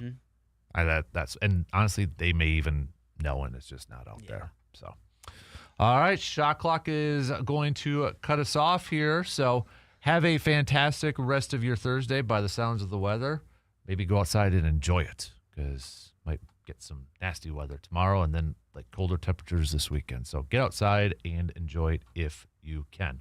Brewers 12:40. Coverage will begin at about 12:05, so that's just a couple hours from now. And then they're off to Miami. We'll be back at it tomorrow morning, same place, same time. Talk to you then.